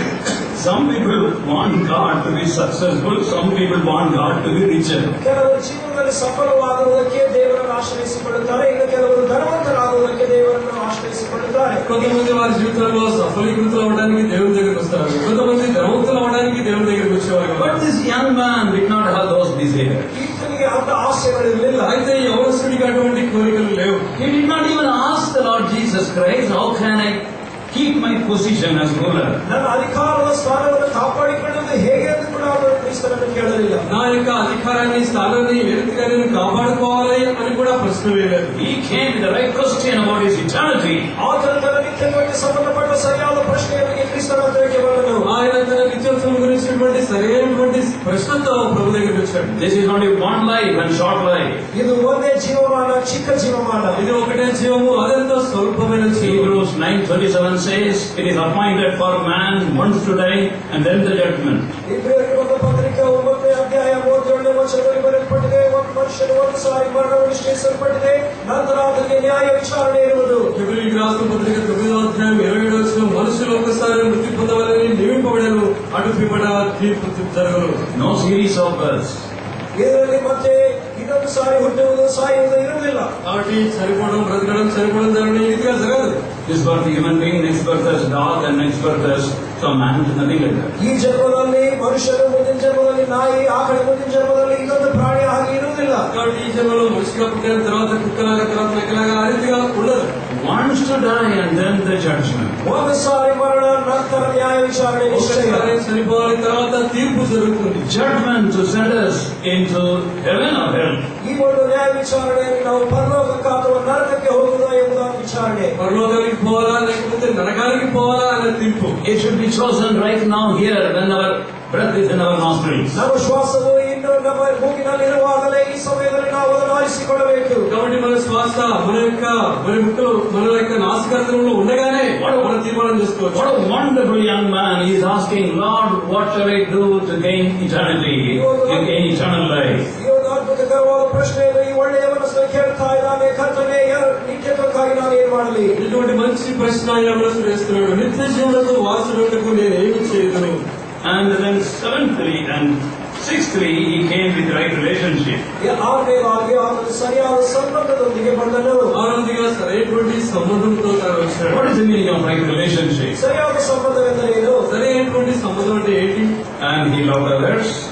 ఆతను ఇతరులను ప్రేమిస్తున్నవాడు. ఆయన ఇతరులను ప్రేమించేవాడుగా ఉన్నాడు. And he kept the law regarding his behavior with all the neighbors. ఆతను ಎಲ್ಲರೊಂದಿಗೆ ಸ್ಪಂದಿಸುವುದರಲ್ಲಿ ತನ್ನ ಧರ್ಮಶಾಸ್ತ್ರವನ್ನು ಕಾಪಾಡುವಂತವನಾಗಿದ್ದನು. మరియు పొరుగు వారితో తాను జీవించే జీవితంలో ధర్మశాస్త్రాన్ని తాను పాటిస్తున్నాడు. He was a moral man. ఆతను నీతివంతునాగిದ್ದను. ఆయన నీతిపరుడుగా ఉన్నాడు. So with the right relationship with everybody. ఆతను ಎಲ್ಲರೊಂದಿಗೆ ಒಳ್ಳೆಯ ಹೆಸರು ಸಂಬಂಧವುಳ್ಳವನಾಗಿದ್ದನು. అందరితో కూడా సరైనటువంటి సంబంధాన్ని తను కలిగి ఉన్నాడు. Finally, he came to the right person. ಕಡೆಯದಾಗಿ ಆತನು ಸರಿಯಾದ ಮನುಷ್ಯನ ಹತ್ತಿರಕ್ಕೆ ಬಂದನು. చివరిగా సరైనటువంటి వ్యక్తి వద్దకు వచ్చాడు. He came to the Lord Jesus Christ. ఆతను కర్తృ యేసు క్రీస్తుల బಳಿಗೆ ಬಂದನು. అతడు ప్రభువైన యేసుక్రీస్తు వారి వద్దకు వచ్చాడు. Who has the wisdom and knowledge and who can answer all his questions. ಆತನು ಕೇಳುವಂತಹ ಪ್ರಶ್ನೆಗಳಿಗೆ ಉತ್ತರ ಕೊಡುವಂತಹ ಜ್ಞಾನ, ತಿಳುವಳಿಕೆ ಮತ್ತು ಉತ್ತರವಿರುವಂತಹ ವ್ಯಕ್ತಿಯ ಹತ್ತಿರಕ್ಕೆ ಬಂದನು. తన యొక్క ప్రశ్నకు సరైనటువంటి జవాబునిచ్చే జ్ఞానం కలిగినటువంటి ఆ యొక్క దేవుని దగ్గరికి తాను వచ్చాడు. Colossians chapter 2 verse 3. కొలొస్సీయుల పత్రిక 2వ వచనం. Colossians 2:3. కొలొస్సీయులకు రాసిన పత్రిక 2వ అధ్యాయం 3వ వచనం. In whom are hid all the treasures of wisdom and knowledge. ತನ್ನಲ್ಲಿ ಜ್ಞಾನ ವಿದ್ಯಾ ಸಂಬಂಧವಾದ ನಿಕ್ಷೇಪಗಳನ್ನೆಲ್ಲ ಅಡಗಿಸಿಕೊಂಡಿರುವ ಕ್ರಿಸ್ತನನ್ನು. బుద్ధి జ్ఞానముల సర్వ సంపదలు ఆయనందే గుప్తంలో ఉన్నవి. In the Lord Jesus Christ only is hid all the treasures of wisdom and knowledge. ಕರ್ತನಾದ ಯೇಸು ಕ್ರಿಸ್ತನಲ್ಲಿಯೇ ಜ್ಞಾನದ ಭಾಗ್ಯವಿದೆ. These Colossians were very much proud of knowledge. ಈ ಕೊಲೊಸ್ಸರಿಗೆ ತಮಗಿರುವಂತಹ ಜ್ಞಾನದ ಬಗ್ಗೆ ಬಹಳಷ್ಟು ಗರ್ವ. కొలసినటువంటి విశ్వాసులకి తమ జ్ఞానం గురించి ఎంతో గర్వంగా ఉన్నారు. So Paul the Apostle wanted to insist all the wisdom and knowledge found only in the Lord Jesus Christ. ಪೌಲನು ಅವರಿಗೆ ಒತ್ತಾಯ ಮಾಡಿ ಹೇಳುತ್ತಾ ಇದ್ದರು, ಎಲ್ಲ ಜ್ಞಾನಕ್ಕೆ ತಿಳುವಳಿಕೆಗೆ ಮೂಲರು ಯೇಸು ಕ್ರಿಸ್ತನೇ ಎಂದು. మరి పౌలు కొలసిన వారికి వచ్చి చెప్పేది ఏంటంటే బుద్ధి జ్ఞాన సర్వ సంపదలు ప్రభువైన యేసుక్రీస్తు వారిలోనే ఉన్నాయని. After we have spoiled our lives, after problem after problem we have created, we can come to Him with His wisdom. He can solve everything. ನಮ್ಮ ಜೀವನವನ್ನು ವ್ಯರ್ಥಪಡಿಸಿಕೊಂಡು ಸಮಸ್ಯೆಗೆ ಸಮಸ್ಯೆಯನ್ನು ಜೋಡಿಸಿಕೊಂಡ ನಂತರ ಆತನ ಹತ್ತಿರಕ್ಕೆ ಬರುವುದಾದರೆ ಆತನು ಮಾತ್ರ ನಮ್ಮ ಜೀವನವನ್ನು ಸರಿಪಡಿಸುವ ಜ್ಞಾನವುಳ್ಳ ಆತನು. మన జీవితంలో సర్వం నష్టం చేసుకొని సమస్య మీద సమస్య మీద వేసుకొని ఆయన దగ్గరకు వచ్చినప్పుడు కూడా ఆయన మన సమస్యలన్నీ తీర్చేవాడుగా ఉన్నాడు. If you are seated with a heavy heart tonight because there is no hope for your future, Lord Jesus Christ can solve everything for you. ಈ ದಿನ ಭಾರವಾದ ಹೃದಯದಿಂದ ಇಲ್ಲಿ ಕುಳಿತುಕೊಂಡು ನನ್ನ ಭವಿಷ್ಯತ್ತಿನಲ್ಲಿ ನನಗೇನು ನಿರೀಕ್ಷೆ ಇಲ್ಲ ಎನ್ನುವುದಾದರೆ ಯೇಸು ಕ್ರಿಸ್ತನ ಮೇಲೆ ನಿಮಗೆ ಸಹಾಯ ಮಾಡಬಲ್ಲನು. భవిష్యత్తు గురించినటువంటి ఎటువంటి నిరీక్షణ లేక భారభరితమైన హృదయాలతో ఇక్కడ కూర్చొని ఉన్నాము. ప్రభువైన యేసుక్రీస్తు వారు నీకు సమాధానించేవాడిగా ఉన్నాడు. Not only He came to the Lord Jesus Christ, the right person having all the knowledge. ಕೇವಲ ಕರ್ತನಾದ ಯೇಸು ಕ್ರಿಸ್ತನು ಸರಿಯಾದ ಜ್ಞಾನವುಳ್ಳವರು ಆತನ ಹತ್ತಿರಕ್ಕೆ ಬರುವುದು ಮಾತ್ರವಲ್ಲದೆ సమస్తమైనటువంటి జ్ఞానం కలిగినటువంటి ప్రభువైన యేసుక్రీస్తు వారి వద్దకు రావడం మాత్రమే కాదు. And we find here Lord Jesus Christ in verse 21, Mark 10. Mark బోధన సువార్త 10వ అధ్యాయం 21వ వచనದಲ್ಲಿ మార్కు సువార్త 10వ అధ్యాయం 21వ వచనంలో Then Jesus, beholding Him and loved Him. యేసు ಅವರನ್ನು ದೃಷ್ಟಿಸಿ ನೋಡಿ ಪ್ರೀತಿಸಿ ಅವನಿಗೆ. యేసు అతన్ని చూసి అతన్ని ప్రేమించి. The Lord Jesus Christ beholds every one of us. ನಮ್ಮ ಕರ್ತನು ನಮ್ಮೆಲ್ಲರನ್ನು ದೃಷ್ಟಿಸುವವರಾಗಿದ್ದಾನೆ. ప్రభువైన యేసుక్రీస్తు వారు అందరినీ చూస్తున్నాడు. Nothing is hid in His eye. ಆತನ ಕಣ್ಣಿಂದ ಏನೂ ಅಡಗಿಸಲ್ಪಟ್ಟಿಲ್ಲ. ఆయన కనుదృష్టికి మరుగైనది ఏదీ లేదు. Everything is open. ಈ ಸಮಸ್ತವು ಆತನ ಕಣ್ಣು ಮುಂದೆ ತೆರೆಯಲ್ಪಟ್ಟಿದೆ. అన్నీ ఆయన కనుదృష్టికి తెరచినవిగా ఉన్నాయి. All our past life. ನಮ್ಮ ಹಿಂದಿನ ಜೀವನವೆಲ್ಲವೂ ಕೂಡ, మన యొక్క గత జీవితం అంతా కూడా, All the failures. ನಮ್ಮ ಎಲ್ಲ ಸೋಲುಗಳು, మన యొక్క పత్రములు, All the disappointments. ನಮ್ಮ ಜೀವನದಲ್ಲಿ ಉಂಟಾದ ನಿರಾಶೆಗಳು, మన యొక్క నిరుత్సాహం, All the wrong decisions. ಎಲ್ಲ ತಪ್ಪಾದಂತಹ ನಿರ್ಣಯಗಳು, అన్ని తప్పుడు నిర్ణయాలు, All our unworthiness. ನಮ್ಮಲ್ಲಿರುವಂತಹ ಅಯೋಗ್ಯತನ, మన యొక్క అయోగ్యతలు కూడా He beholds. ಆತನ ಕಣ್ಣು ಮುಂದೆ ఆయన చూస్తూ ఉన్నాడు. But He loves us. ಆದರೂ ಕೂಡ ಆತನನ್ನು ಪ್ರೀತಿಸುವಂತವನು. అయినప్పటికీ ఆయన మనల్ని ప్రేమిస్తున్నాడు. He loves us for two reasons. ಆತನು ಎರಡು ಕಾರಣಗಳಿಂದ ನಮ್ಮನ್ನು ಪ್ರೀತಿಸುತ್ತಾ ಇದ್ದಾನೆ. ఆయన మనల్ని రెండు కారణాలను బట్టి ప్రేమిస్తూ ఉన్నాడు. The first reason is it is His nature. ಮೊದಲನೇ ಕಾರಣ ಆತನ ಸ್ವಭಾವವೇ ಪ್ರೀತಿಸುವಂತಹ ಸ್ವಭಾವವು. మొట్టమొదటిది ప్రేమ ఆయన యొక్క స్వభావమై ఉంది. Book of Jeremiah chapter 31 verse 3 for example he says, ಯೆರೆಮೀಯನ ಗ್ರಂಥ 31ನೇ ಅಧ್ಯಾಯ 3ನೇ ವಚನದಿಂದ ಉದಾಹರಣೆಗಾಗಿ ನೋಡಿಕೊಳ್ಳುವಾಗ ಆತನು ಹೀಗನ್ನುತ್ತಾನೆ. ಇರ್ಮೀಯಾ ಗ್ರಂಥಂ 31 మనం చూసినట్లయితే I have loved thee with everlasting love. ಶಾಶ್ವತವಾದ ಪ್ರೀತಿಯಿಂದ ನಿನ್ನನ್ನು ಪ್ರೀತಿಸಿದ್ದೇನೆ. శాశ్వతమైన ప్రేమతో నేను నిన్ను ప్రేమిస్తున్నాను. The love which has no beginning or ending. ಆ ಪ್ರೀತಿಗೆ ಆರಂಭವಿಲ್ಲ, ಕೊನೆ ಇಲ್ಲ. ఆ యొక్క ప్రేమకు ఆది లేదు, అంతము లేదు. The love which is unchanging. ಬದಲಾಗದೇ ಇರುವಂತಹ ಪ್ರೀತಿಯು, అది మార్పు లేనటువంటి ప్రేమ. Only Lord Jesus Christ can say that. ಕೇವಲ ಯೇಸು ಕ್ರಿಸ್ತನೊಬ್ಬನೇ ಈ ಮಾತನ್ನು ಹೇಳಬಹುದು. కేవలం ప్రభు యేసు క్రీస్తు వారు ఒక్కడే ఈ మాట చెప్పగలడు. All the love in this world is only having some limits. ಈ ಲೋಕದಲ್ಲಿರುವಂತಹ ಎಲ್ಲ ಪ್ರೀತಿಗೂ ಒಂದು ಮಿತಿ ಉಂಟು. ఈ లోకంలో ఉన్నటువంటి ప్రేమలన్నిటికీ కూడా హద్దులు ఉన్నాయి. Most of the time we see the love in this world is only counterfeit love.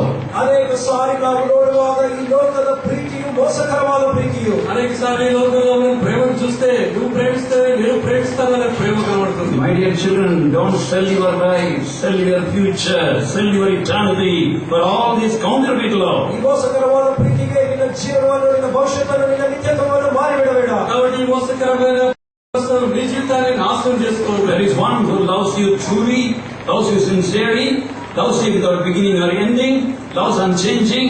That is the Lord Jesus Christ. ಒಬ್ಬರು ಮಾತ್ರ ನಿನ್ನನ್ನು ನಿಜವಾಗಿಯೂ ಯಥಾರ್ಥವಾಗಿಯೂ ಬದಲಾಗದ ಆದಿ ಅಂತ್ಯವಿಲ್ಲದಂತಹ ಪ್ರೀತಿಯಿಂದ ಪ್ರೀತಿಸುವಂತವರಾಗಿದ್ದಾರೆ. మరి ప్రభు యేసు క్రీస్తు వారు ఒకడే. ఆయన ఆది అంతమైనటువంటి మార్పు లేనటువంటి యథార్థమైనటువంటి శాశ్వతమైన ప్రేమతో నేను ప్రేమిస్తున్నాడు. So loving is nature.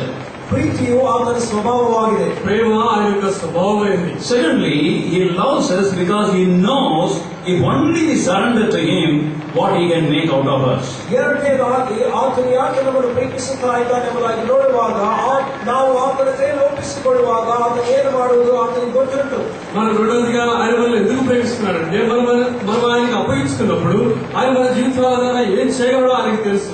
To explain that, I want to tell an incident. It is not real, it is only a story. ಇದನ್ನು ಹೇಳಲು ಒಂದು ಕಥೆ ರೂಪಕವಾಗಿ ನಾನು ಹೇಳುತ್ತೇನೆ. కార్యవ్యాప్తంగా చెప్పడానికి ఒక మరి కథ చెప్తాను. One day Lord Jesus Christ and the disciples, they were walking on the road. ಒಂದು ಶಿಷ್ಯರು ರಸ್ತೆ ಮೇಲೆ ನಡೆದು ಹೋಗುವಾಗ ఒక దినాన ప్రభు యేసు క్రీస్తు వారు శిష్యులు కూడా కలిసి రోడ్డు మీద వెళ్తున్నారు. And the disciples saw a dirty seed. Let us call it mango seed.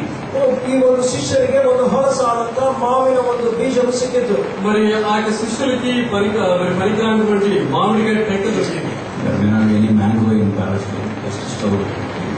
ಕೇವಲ ಒಂದು ಕಥೆ ಅಷ್ಟೇ. ಪಾಲಸ್ತೀನಾలో మామిడికాయలు ఉండవు, మాత్రం తెలుసు. So the disciples were kicking the seed.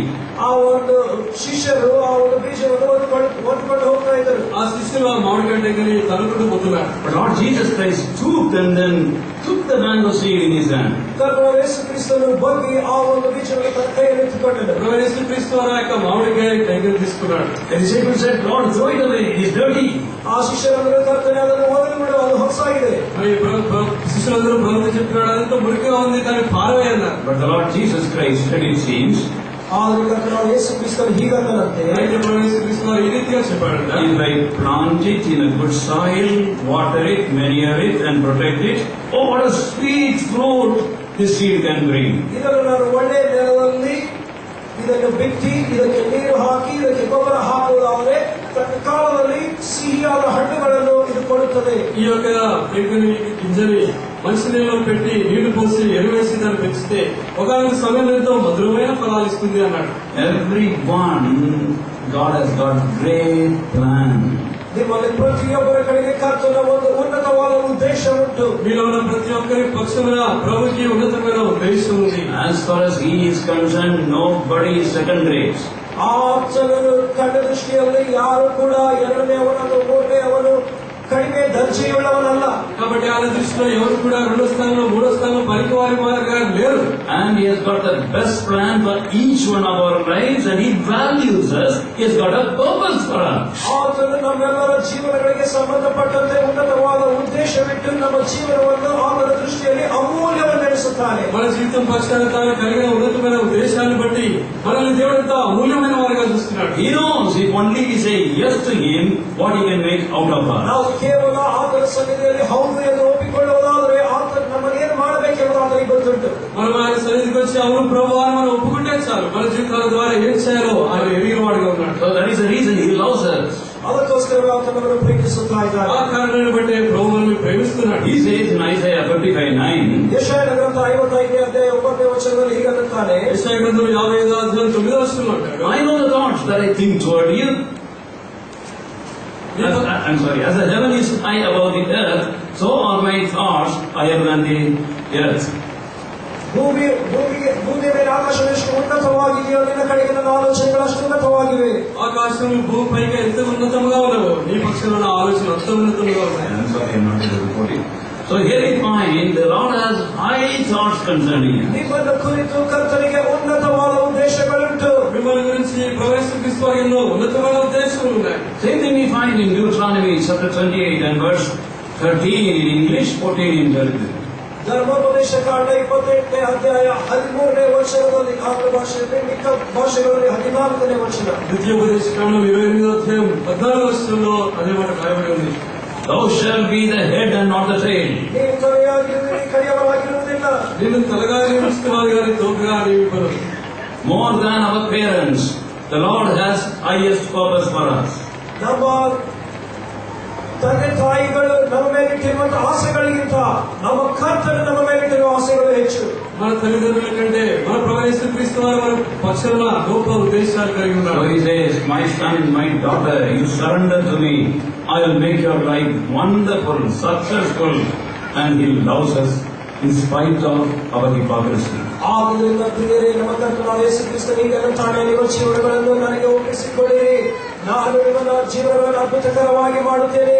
ನೀವು ವೇಷಧಾರಿಗಳಾಗಿದ್ದರೂ ಸರಿಪಡಿಸುತ್ತೇನೆ. కాబట్టి అనేక పర్యాలు మనం వేషధారణగా ఉన్నప్పటికీ మన ప్రభువైన యేసుక్రీస్తు వారు మనల్ని ప్రేమించి మనల్ని ఎంతో అద్భుతంగా రమ్యంగా మార్చడానికి తాను సిద్ధంగా ఉన్నాడు. That is why he knows what we are. He knew this man lacked one thing, yet he loved him. ನಾವೇನಾಗಿದ್ದೇವೆ ನಮ್ಮ ಕರ್ತನು ಬಲ್ಲನು.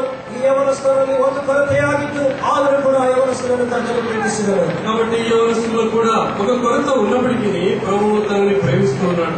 And why this young man went away grieved? ಯಾಕೆ ಈ ಯವನಸ್ಥರು ಕರ್ತನಿಂದ ದುಃಖದಿಂದ ಹಿಂತಿರುಗಿದನು? ఎందుకు ఈ యవనస్తుడు ప్రభు దగ్గర నుంచి దుఃఖపడుచు వెళ్ళిపోయాను? You may say because that man did not want to sell the property and give to the poor. ನಾವು ಅಂದುಕೊಳ್ಳಬಹುದು, ಈ ಮನುಷ್ಯನಿಗೆ ತನ್ನ ಆಸ್ತಿಯನ್ನು ಮಾರಿ ಬಡವರಿಗೆ ಹಂಚಲು ಇಷ್ಟವಿಲ್ಲ ಎಂಬುದಾಗಿ. మీరు చెప్పచ్చు తన ఆస్తిని పేదలకు ఇవ్వడం తనకి ఇష్టం లేదని. But the real inner reason is different. ಆದರೆ ನಿಜವಾದ ಆಂತರಿಕ ಕಾರಣ ಬೇರೆಯಾಗಿದೆ. అయితే నిజమైనటువంటి అంతర్గతమైనటువంటి అర్థం వేరే ఉంది. He did not give the Lord Jesus Christ the rightful place. ಕರ್ತನಾದ ಯೇಸು ಕ್ರಿಸ್ತನಿಗೆ ತನ್ನ ಜೀವನದಲ್ಲಿ ಸರಿಯಾದ ಸ್ಥಾನವನ್ನು ಆತನು ಕೊಡಲಿಲ್ಲ. ప్రభువైన యేసుక్రీస్తు వారికి తన జీవితంలో సరైన స్థానాన్ని తాను ఇవ్వలేదు. In 17th verse of Mark's Gospel, 10th chapter, Mark 17ರಲ್ಲಿ మార్కు సువార్త 10వ అధ్యాయం 17వ వచనం, he calls him master. ಆತನು ಕರ್ತನನ್ನು ಬೋಧಕನೇ ಎಂಬುದಾಗಿ ಕರೆಯುತ್ತಾರೆ. తాను ప్రభువైన యేసుక్రీస్తు వారిని సద్బోధకుడా అని పిలుస్తున్నాడు. And verse 20, master. 20ನೇ ಅಧ್ಯಾಯದಲ್ಲಿ ಬೋಧಕನೇ ಎಂಬುದಾಗಿ 20వ వచనంలో బోధకుడా అంటున్నాడు. In both the translation it is correct, it means teacher. ಆತನು ಕ್ರಿಸ್ತನನ್ನು ಒಬ್ಬ ಶಿಕ್ಷಕನಾಗಿ ಅಂಗೀಕರಿಸುತ್ತಾ ಇದ್ದಾರೆ. ఆయన మరి బోధకుడు అని రాయబడుతూ ఉంది. Lord Jesus Christ was only teacher for him. ಆತನ ದೃಷ್ಟಿಯಲ್ಲಿ ಕರ್ತನಾದ ಯೇಸು ಕ್ರಿಸ್ತನು ಕೇವಲ ಕಲಿಸಿಕೊಡುವಂತವನಾಗಿದ್ದನು. తన జీవితంలో ప్రభువైన యేసుక్రీస్తు వారు కేవలం బోధకుడుగానే ఉన్నాడు. Lord Jesus Christ should be Lord in his life. ಆತನ ಜೀವನದಲ್ಲಿ ಕರ್ತನಾದ ಯೇಸು ಕ್ರಿಸ್ತನು ಪ್ರಭು ಯಜಮಾನನಾಗಿರಬೇಕು. తన జీవితంలో ప్రభువైన యేసుక్రీస్తు వారు తనకు ప్రభువుగా ఉండాలి. Why many people lead defeated lives? ಯಾಕೆ ಅನೇಕರು ಸೋತು ಹೋಗಿರುವಂತಹ ಜೀವನಗಳನ್ನು ಜೀವಿಸುತ್ತಾರೆ? ఎందుకు అనేక మంది ఓడిపోయిన జీవితాన్ని They జీవిస్తున్నారు. want to go to heaven, they accept the Lord Jesus Christ as Savior. ಅವರು ಸ್ವರ್ಗಕ್ಕೆ ಹೋಗುವ ಆಸೆಯಿಂದ ಕರ್ತನನ್ನು ರಕ್ಷಕನಾಗಿ ಅಂಗೀಕರಿಸುತ್ತಾರೆ. పరలోకానికి పోవాలని ప్రభువైన యేసుక్రీస్తు వారు రక్షకుడిగా అంగీకరించారు. But we find in the Bible, He is Lord and Savior Jesus Christ. ಆದರೆ ನಾವು ಪರಿಶುದ್ಧ ಗ್ರಂಥದಲ್ಲಿ ನೋಡುವಾಗ ಆತನು ಪ್ರಭುವು ಮತ್ತು ರಕ್ಷಕನಾಗಿರುವ ಯೇಸು ಕ್ರಿಸ್ತನು. పరిశుద్ధ గ్రంథంలో చూస్తే ఆయన మన ప్రభు రక్షకుడుగా ఉన్నాడు. He is not mere Jesus, Savior only. He is the Lord. ಆತನು ಕೇವಲ ನಮ್ಮ ರಕ್ಷಕನಾಗಿರುವಂತಹ ಯೇಸುವಲ್ಲ, ಆತನು ಕರ್ತನಾಗಿರುವಂತಹ ಯೇಸು. ఆయన మనల్ని రక్షించే యేసు మాత్రమే కాదు కానీ ఆయన ప్రభు అయినటువంటి యేసుగా ఉంటున్నాడు. There was a young man who left India and went abroad to study. ಒಬ್ಬ ಯವನಸ್ಥನು ಭಾರತ ದೇಶವನ್ನು ಬಿಟ್ಟು ಬೇರೆ ದೇಶಕ್ಕೆ ಓದಲು ಹೋದನು. ఒక యవనస్తుడు భారతదేశాన్ని వదిలిపెట్టి విదేశాల్లో చదువు కోసం పోయాడు. And he studied engineering, mechanical engineering. ಅಲ್ಲಿ ಆತನು ಮೆಕ್ಯಾನಿಕಲ್ ಇಂಜಿನಿಯರಿಂಗ್ ಅನ್ನು ಓದಿದನು. అక్కడ మెకానికల్ ఇంజనీరింగ్ చదివాడు. And at that time he booked a ticket through ship to go to Canada for a pleasure trip. ಆತನು ನಾವೆಯನ್ನು ಹತ್ತಿ ಕೆನಡಾಗೆ ಸಂತೋಷಕರವಾಗಿ ಹೋಗಿ ಬರಲು ಮನೋರಂಜನೆಗಾಗಿ ಹೋಗಿ ಬರಲು ಟಿಕೆಟ್ ತೆಗೆದುಕೊಂಡರು. మరి కెనడాకు పోవాలని ఒక ఓడలో పోవడానికి టికెట్ కూడా తీసుకున్నాడు.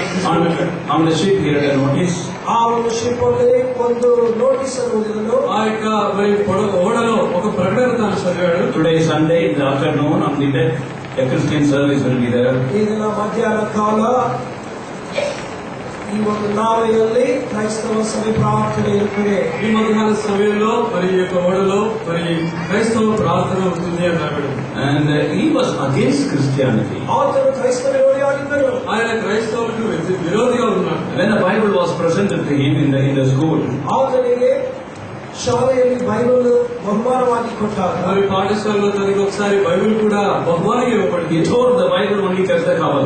ఆతను బైబిల్ అన్న హద్దు కవర్ను మాత్రం ఇట్టుకున్నాడు. ఆ బైబిల్ అంతా చింపేసి దానిపైన కవర్ మాత్రం He hated Christians, he hated Christianity. ఆతను క్రైస్తవులను క్రైస్తవ మతమును విరోధిస్తున్నాడు. క్రైస్తవులను క్రైస్తవత్వాన్ని కూడా తాను మరి ద్వేషించిన వాడుగా ఉన్నాడు. But he said, oh, I want to come and see what these Christians are doing. ఈ క్రైస్తవులు ಹೇಗೆ ಆರಾಧಿಸುತ್ತಾರೆ ನೋಡೋಣ ಎಂಬುದಾಗಿ ಹೋದನು. కాబట్టి ఈ క్రైస్తవులు ఏ రీతిగా ఆరాధిస్తారో చూద్దామని అనుకుని పోయాడు. I have visited many mosques and now I want to visit this Christian service also. ನಾನು ಅನೇಕ ಮಸೀದಿಗಳಲ್ಲಿ ಕೂತುಕೊಂಡಿದ್ದೇನೆ, ಇಲ್ಲಿ ಕೂಡ ಕೂತುಕೊಳ್ಳುತ್ತೇನೆ. నేను మసీదుల్లోకి కూడా వెళ్తూ వచ్చినాను, ఇంట్లో కూడా వెళ్ళి చూస్తాననుకున్నాడు. And as he attended the service, ఆతను ఆరాధನೆ హాజరాగాడు.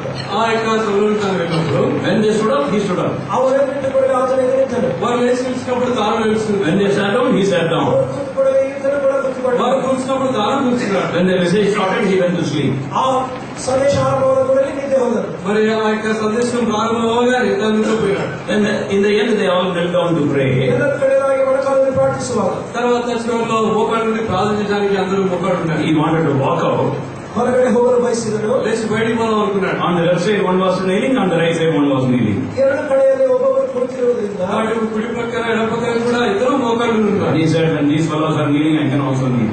ಇವರು ಮೊಣಕಾಲಲ್ಲಿ ಇರುವಾಗ ನಾನು ಇವ್ರ ಜೊತೆ ಮೊಣಕಾಲಿರುತ್ತೇನೆ ಅಂದ್ಕೊಂಡೆ. అయ్యో వీళ్ళే మోకాళ్ళు గారు కదా, నేను కూడా మోకాళ్ళు ఉంటాను. He knelt down.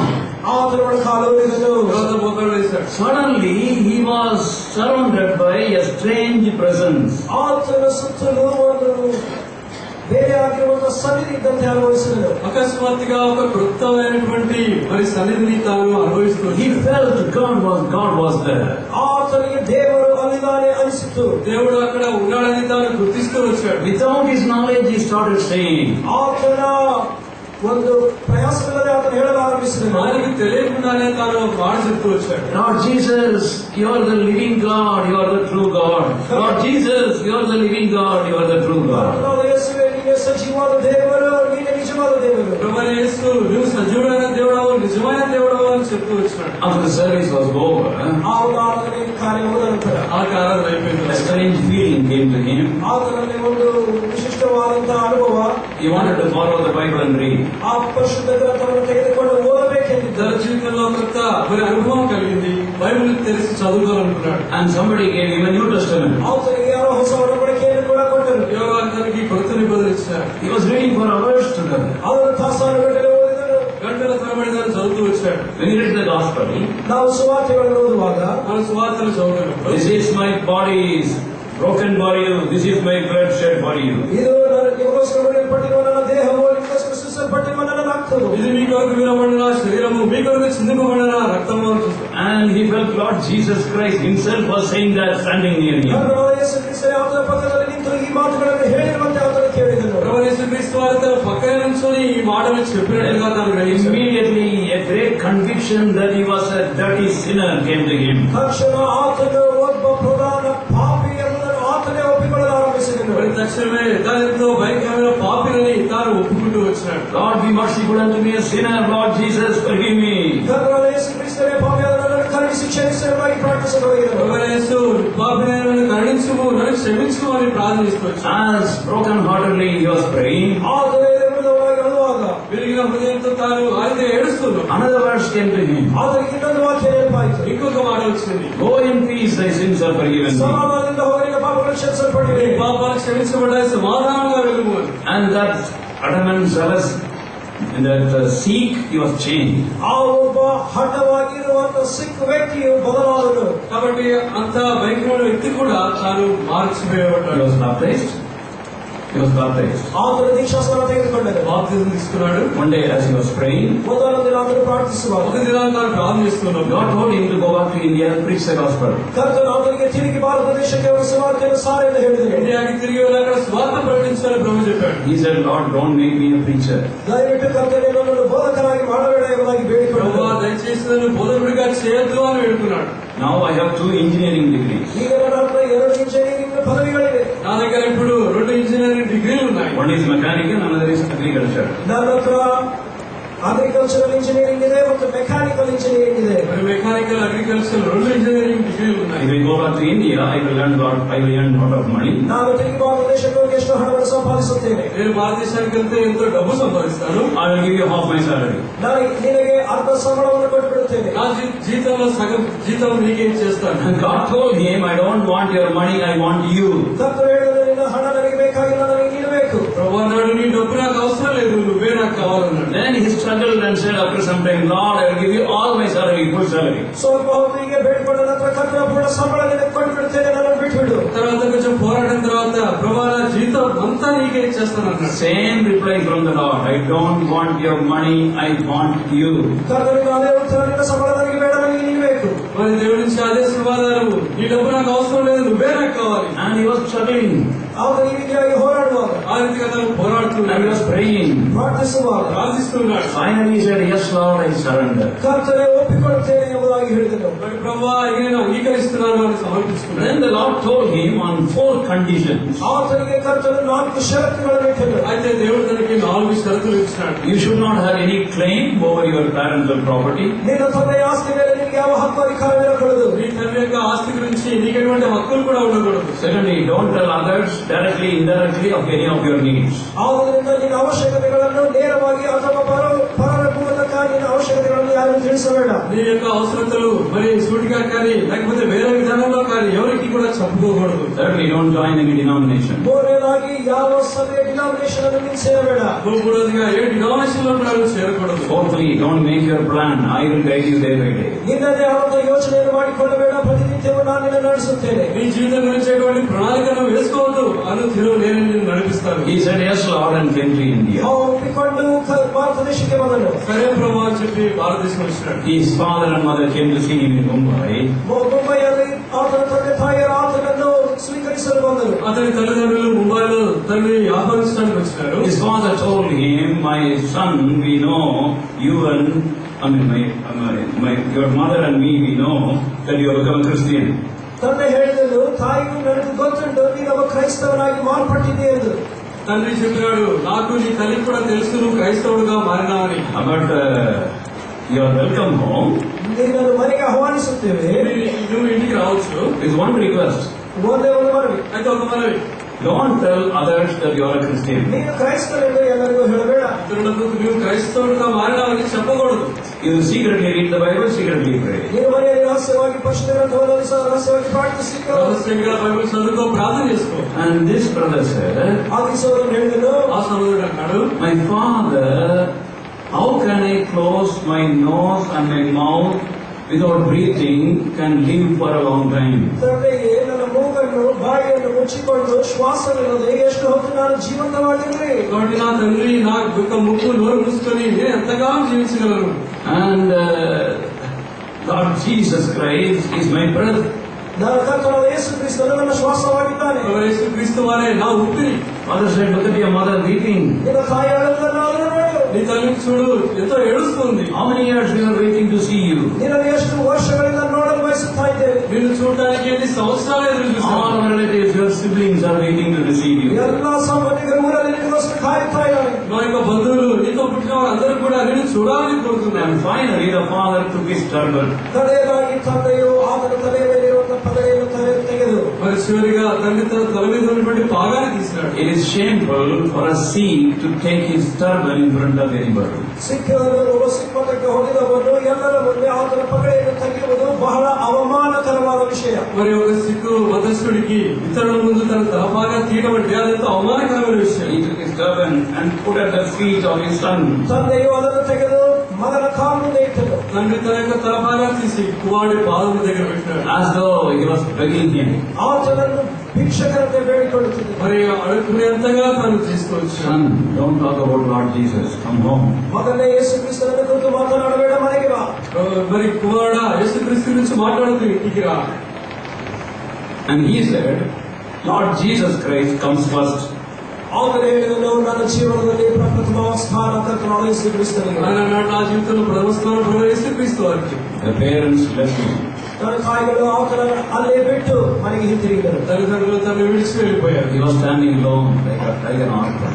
ఆతను అనాథనంತೆ ఒಬ್ಬటిగానే నింతుಕೊಂಡಿದ್ದನು. ఆయన ఒక అనాథగా ఆయన నిల్చుని ఉన్నాడు. In the unknown place, Mumbai, he went house after house giving the gospel. ಆತನು ಅಲ್ಲಿಯೇ ಇರುವಂತಹ ಮುಂಬೈ ಪಟ್ಟಣದಲ್ಲಿ ಮನೆ ಮನೆಗೆ ಸುವಾರ್ತೆಯನ್ನು ಸಾರುತ್ತಾ ಹೋದನು. కాబట్టి తెలియనటువంటి ఆ ముంబై పట్టణంలో ఇంటింటికి తిరిగి సువార్త చెప్తున్నాడు. That is not the end. ಅದು ಮುಕ್ತಾಯವಲ್ಲ, అదే మరి అంతం కాదు. Through that one person, a few years ago, according to statistics, 10,000 churches have been started in India and abroad. ಲೆಕ್ಕಾನುಸಾರವಾಗಿ ನೋಡುವಾಗ ಆ ಒಬ್ಬ ಮನುಷ್ಯನ ಮುಖಾಂತರ ಭಾರತ ದೇಶ ಮತ್ತು ವಿದೇಶಗಳಲ್ಲಿ 10,000 ಸಭೆಗಳು ಸ್ಥಾಪಿಸಲ್ಪಟ್ಟಿವೆ. ఆ ఒక మనిషిని బట్టి కొన్ని దినాల తర్వాత ఎక్కడో చూస్తే దాదాపు 10,000 సంఘాలు భారతదేశంలోనూ విదేశాల్లోనూ స్థాపించబడుతూ వచ్చాయి. Recently I heard it is now 20,000. ಈಗ ಇತ್ತೀಚೆಗೆ ಕೇಳಿದ್ದೇನೆ ಸಂಖ್ಯೆಯು 20,000ಕ್ಕೆ ಬೆಳೆದಿದೆ. అయితే మరి ఇప్పుడు నేను విన్నదేంటంటే 20,000 సంఘాలు వచ్చినాయి.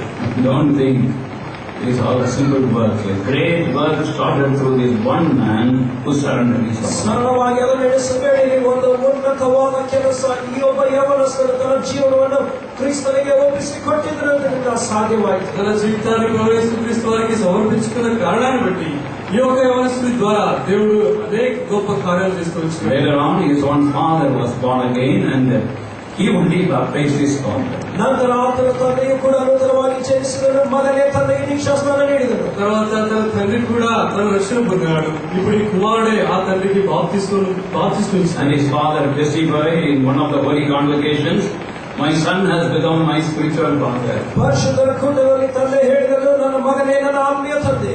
ఒక పరిశుద్ధ కూడికలో ఆ తండ్రి ఇచ్చిన సాక్ష్యం ఏంటంటే, నా కుమారుడు నాకు ఆత్మీయమైన తండ్రిగా ఉన్నాడు. Why are you hesitating? Why are you hesitating? ಯಾಕೆ ಸಂಕೋಚ ಪಡುತ್ತಾ ಇದ್ದೀರಿ? ఎందుకు నీవు సంకోచిస్తున్నావు? Why not you come to him without condition? ಯಾಕೆ ಷರತ್ತಿನಲ್ಲಿ ಆತನ ಹತ್ತಿರಕ್ಕೆ ನೀವು ಬರಬಾರದು? షరతులు లేకుండా ఆయన ఎందుకు రాకూడదు? Why not you surrender your all to him? ಯಾಕೆ ನಿನ್ನ ಸಮಸ್ತವನ್ನು ಆತನಿಗೆ ಒಪ್ಪಿಸಬಾರದು? ఎందుకు నీ సమస్తాన్ని ఆయనకి సమర్పించుకోకూడదు? Every area of your life, ನಿನ್ನ ಜೀವನದ ಪ್ರತಿಯೊಂದು ಭಾಗವು, నీ జీవితంలో ఉన్నటువంటి ప్రతిదీ కూడా make him the Lord of your life. ಆತನನ್ನು ಕರ್ತನಾಗಿ ನೇಮಿಸು. ఆయన్ని ప్రభువుగా నియమించు. We are talking about a person. ನಾವು ಮಾತನಾಡುವಂತಹ ವ್ಯಕ್ತಿಯು, మనం మాట్లాడుతున్నటువంటి వ్యక్తి, It is a real story. ಇದು ನಿಜವಾದ ಕಥೆ. ఇది నిజమైనటువంటి సంఘటన. And he was Brother Bhagat Singh. ಅವರು ಸಹೋದರ ಭಗತ್ సింగ్ అన్నವರು. ఆయన సోదరుడు భక్తి గారు. The Lord wants to do a great work like that through you. ಇಂಥದೇ ಆದ ಉನ್ನತ ಕಾರ್ಯವನ್ನು ಕರ್ತನು ನಿನ್ನ ಮುಖಾಂತರ ಮಾಡಲು ಇಷ್ಟಪಡುತ್ತಾ ಇದ್ದಾನೆ. అంత గొప్ప కార్యములు దేవుడు నీ ద్వారా కూడా చేయాలని కోరుతున్నాడు. The world has to see what the Lord can do through a person who is fully surrendered to him. ಲೋಕವು ದೇವರು ಏನು ಮಾಡಬಲ್ಲನು ಎಂಬುದನ್ನು ಆತನಿಗೆ ಸಮರ್ಪಿಸಿಕೊಂಡ ವ್ಯಕ್ತಿಯ ಮುಖಾಂತರ ನೋಡಲು ಬಯಸುತ್ತಾ ಇದೆ. మరి తనకు సంపూర్ణంగా సమర్పించుకున్న ఒక వ్యక్తి ద్వారా దేవుడు ఏం చేయగలడో ఈ లోకం చూడాలి. Shall we pray? ಪ್ರಾರ್ಥಿಸಿಕೊಳ್ಳೋಣ. Loving Father, we commit thy precious word into thy loving hands. ಪ್ರೀತಿಯುಳ್ಳ ತಂದೆಯೇ, ಈ ಒಂದು ಸಮಯದಲ್ಲಿ ಈ ಒಂದು ವಾಕ್ಯವನ್ನು ನಿನ್ನ ಕೈಯಲ್ಲಿ ಒಪ್ಪಿಸುತ್ತೇವೆ. And bless it, make it bring forth fruit in our lives. ಕರ್ತನೇ, ಇದನ್ನು ಆಶೀರ್ವದಿಸಿ ಇದು ನಮ್ಮ ಜೀವನದಲ್ಲಿ ಅರ್ಥಪೂರ್ವಕವಾಗಿ ಮತ್ತೆ ಮಾಡಿ. Pray in the name of Lord Jesus Christ. ಕರ್ತನಾದ ಯೇಸು ಕ್ರಿಸ್ತನ ಹೆಸರಿನಲ್ಲಿ ಪ್ರಾರ್ಥಿಸುತ್ತೇವೆ. Amen. Amen. Please don't go away. ದಯವಿಟ್ಟು ಹೋಗಬೇಡಿ.